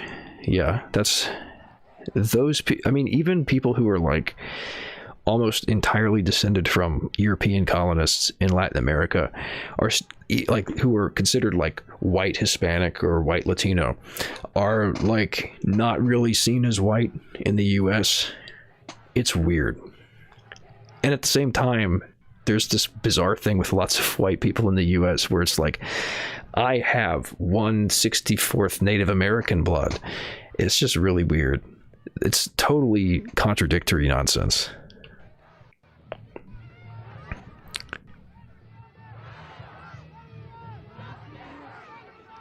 Unlawful assembly in Brooklyn Center. I'll be heading back to happenings. All right, so it sounds like it might be kicking off. They got the hold on, let's see. Up here they got the shield wall with umbrellas.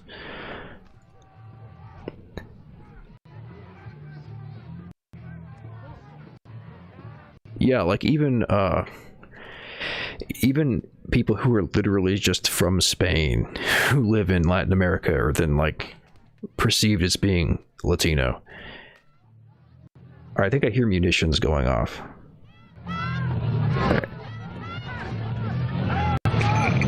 All right. Instead of reading more of the headlines, I think I'm just gonna stay on this and switch over as soon as stuff goes on. Who do we have in the happenings? All right, it's still on woke. But who's out there? I'll raid status quo again when I go off. So on Twitch, it's considered good practice to raid other channels where you just send all of your viewers to them. So I'll do that for status quo since they had some good coverage last night. But it's not. I don't think it's quite time to switch over yet. Playing Rage Against the Machine. That's bass as fuck. I'm not sure if I can hear it. Why am I tilting my head? I've got headphones on. I can hear the music, but I can't make out what it is.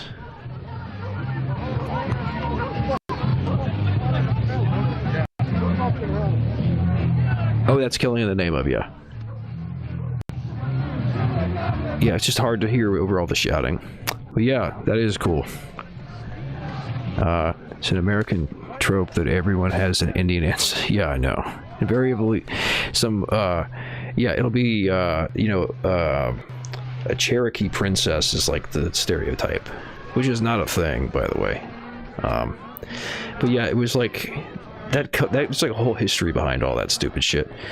And it comes from like trying to save the honor of your family for like, oh, I'm mixed with some of the people here who are indigenous, but they're royalty. And it's like, there's no such thing, but it's like a cope to try to like appease the people who are butthurt about race mixing. Is stupid as shit. I mean, and yeah, of course there are people who have mixed ancestry. That's a real thing. But like the whole idea that it's like some special person is like this cope.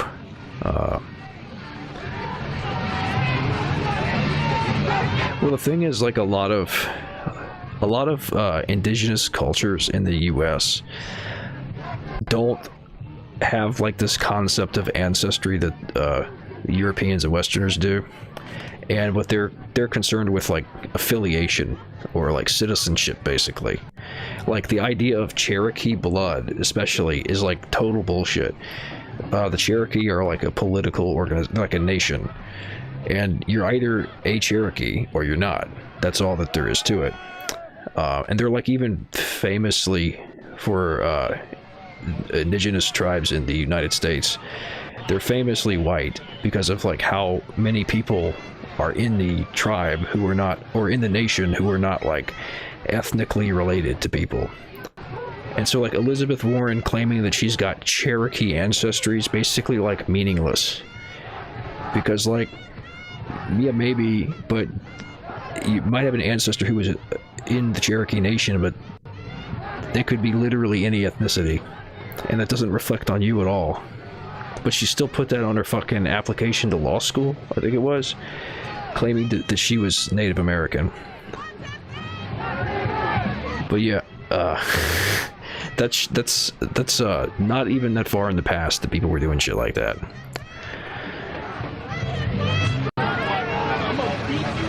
There's also often the trading of captives and adoption of people into indigenous tribes. Yeah, like often there were lots of indigenous peoples would like, if there was some kind of skirmish or something, they would adopt some of the people who were captives. And of course also there were like attempts to create like a slave population of the indigenous people, and so you know, through that process you had also admixture. Alright, so here we go. You are hereby ordered to immediately disperse. Please do so quickly by heading to the north. Alright, that's our signal that it's time to switch over to the Happenings channel. Things are about to get spicier. So let me copy that link into the chat so everybody can head over there. Thanks everybody for tuning in. I think I'm gonna raid Status Coup.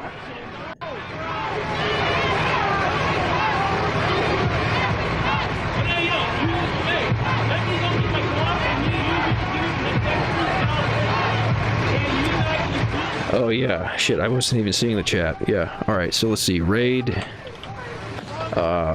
Status Coup. Alright, do that. And then once the raid's complete, here's the link. Alright. I'm not sure if the raid will work through SciTube or not, but we'll see. Alright. So at this point, YouTube might be the only one still going. Let's see. Anyway, Twitch should be over, so let me stop, oh.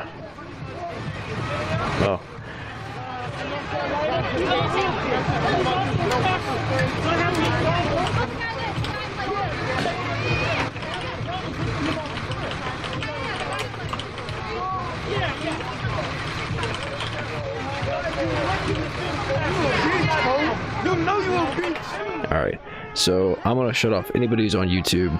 still watching me. So thanks for showing up. That's going to be the end. Go check out Status Coup or Woke, or pop into the SciTube on leftypol.org. We've got coverage of Woke and all that other stuff. I'll be back tomorrow, but I'm taking Friday off.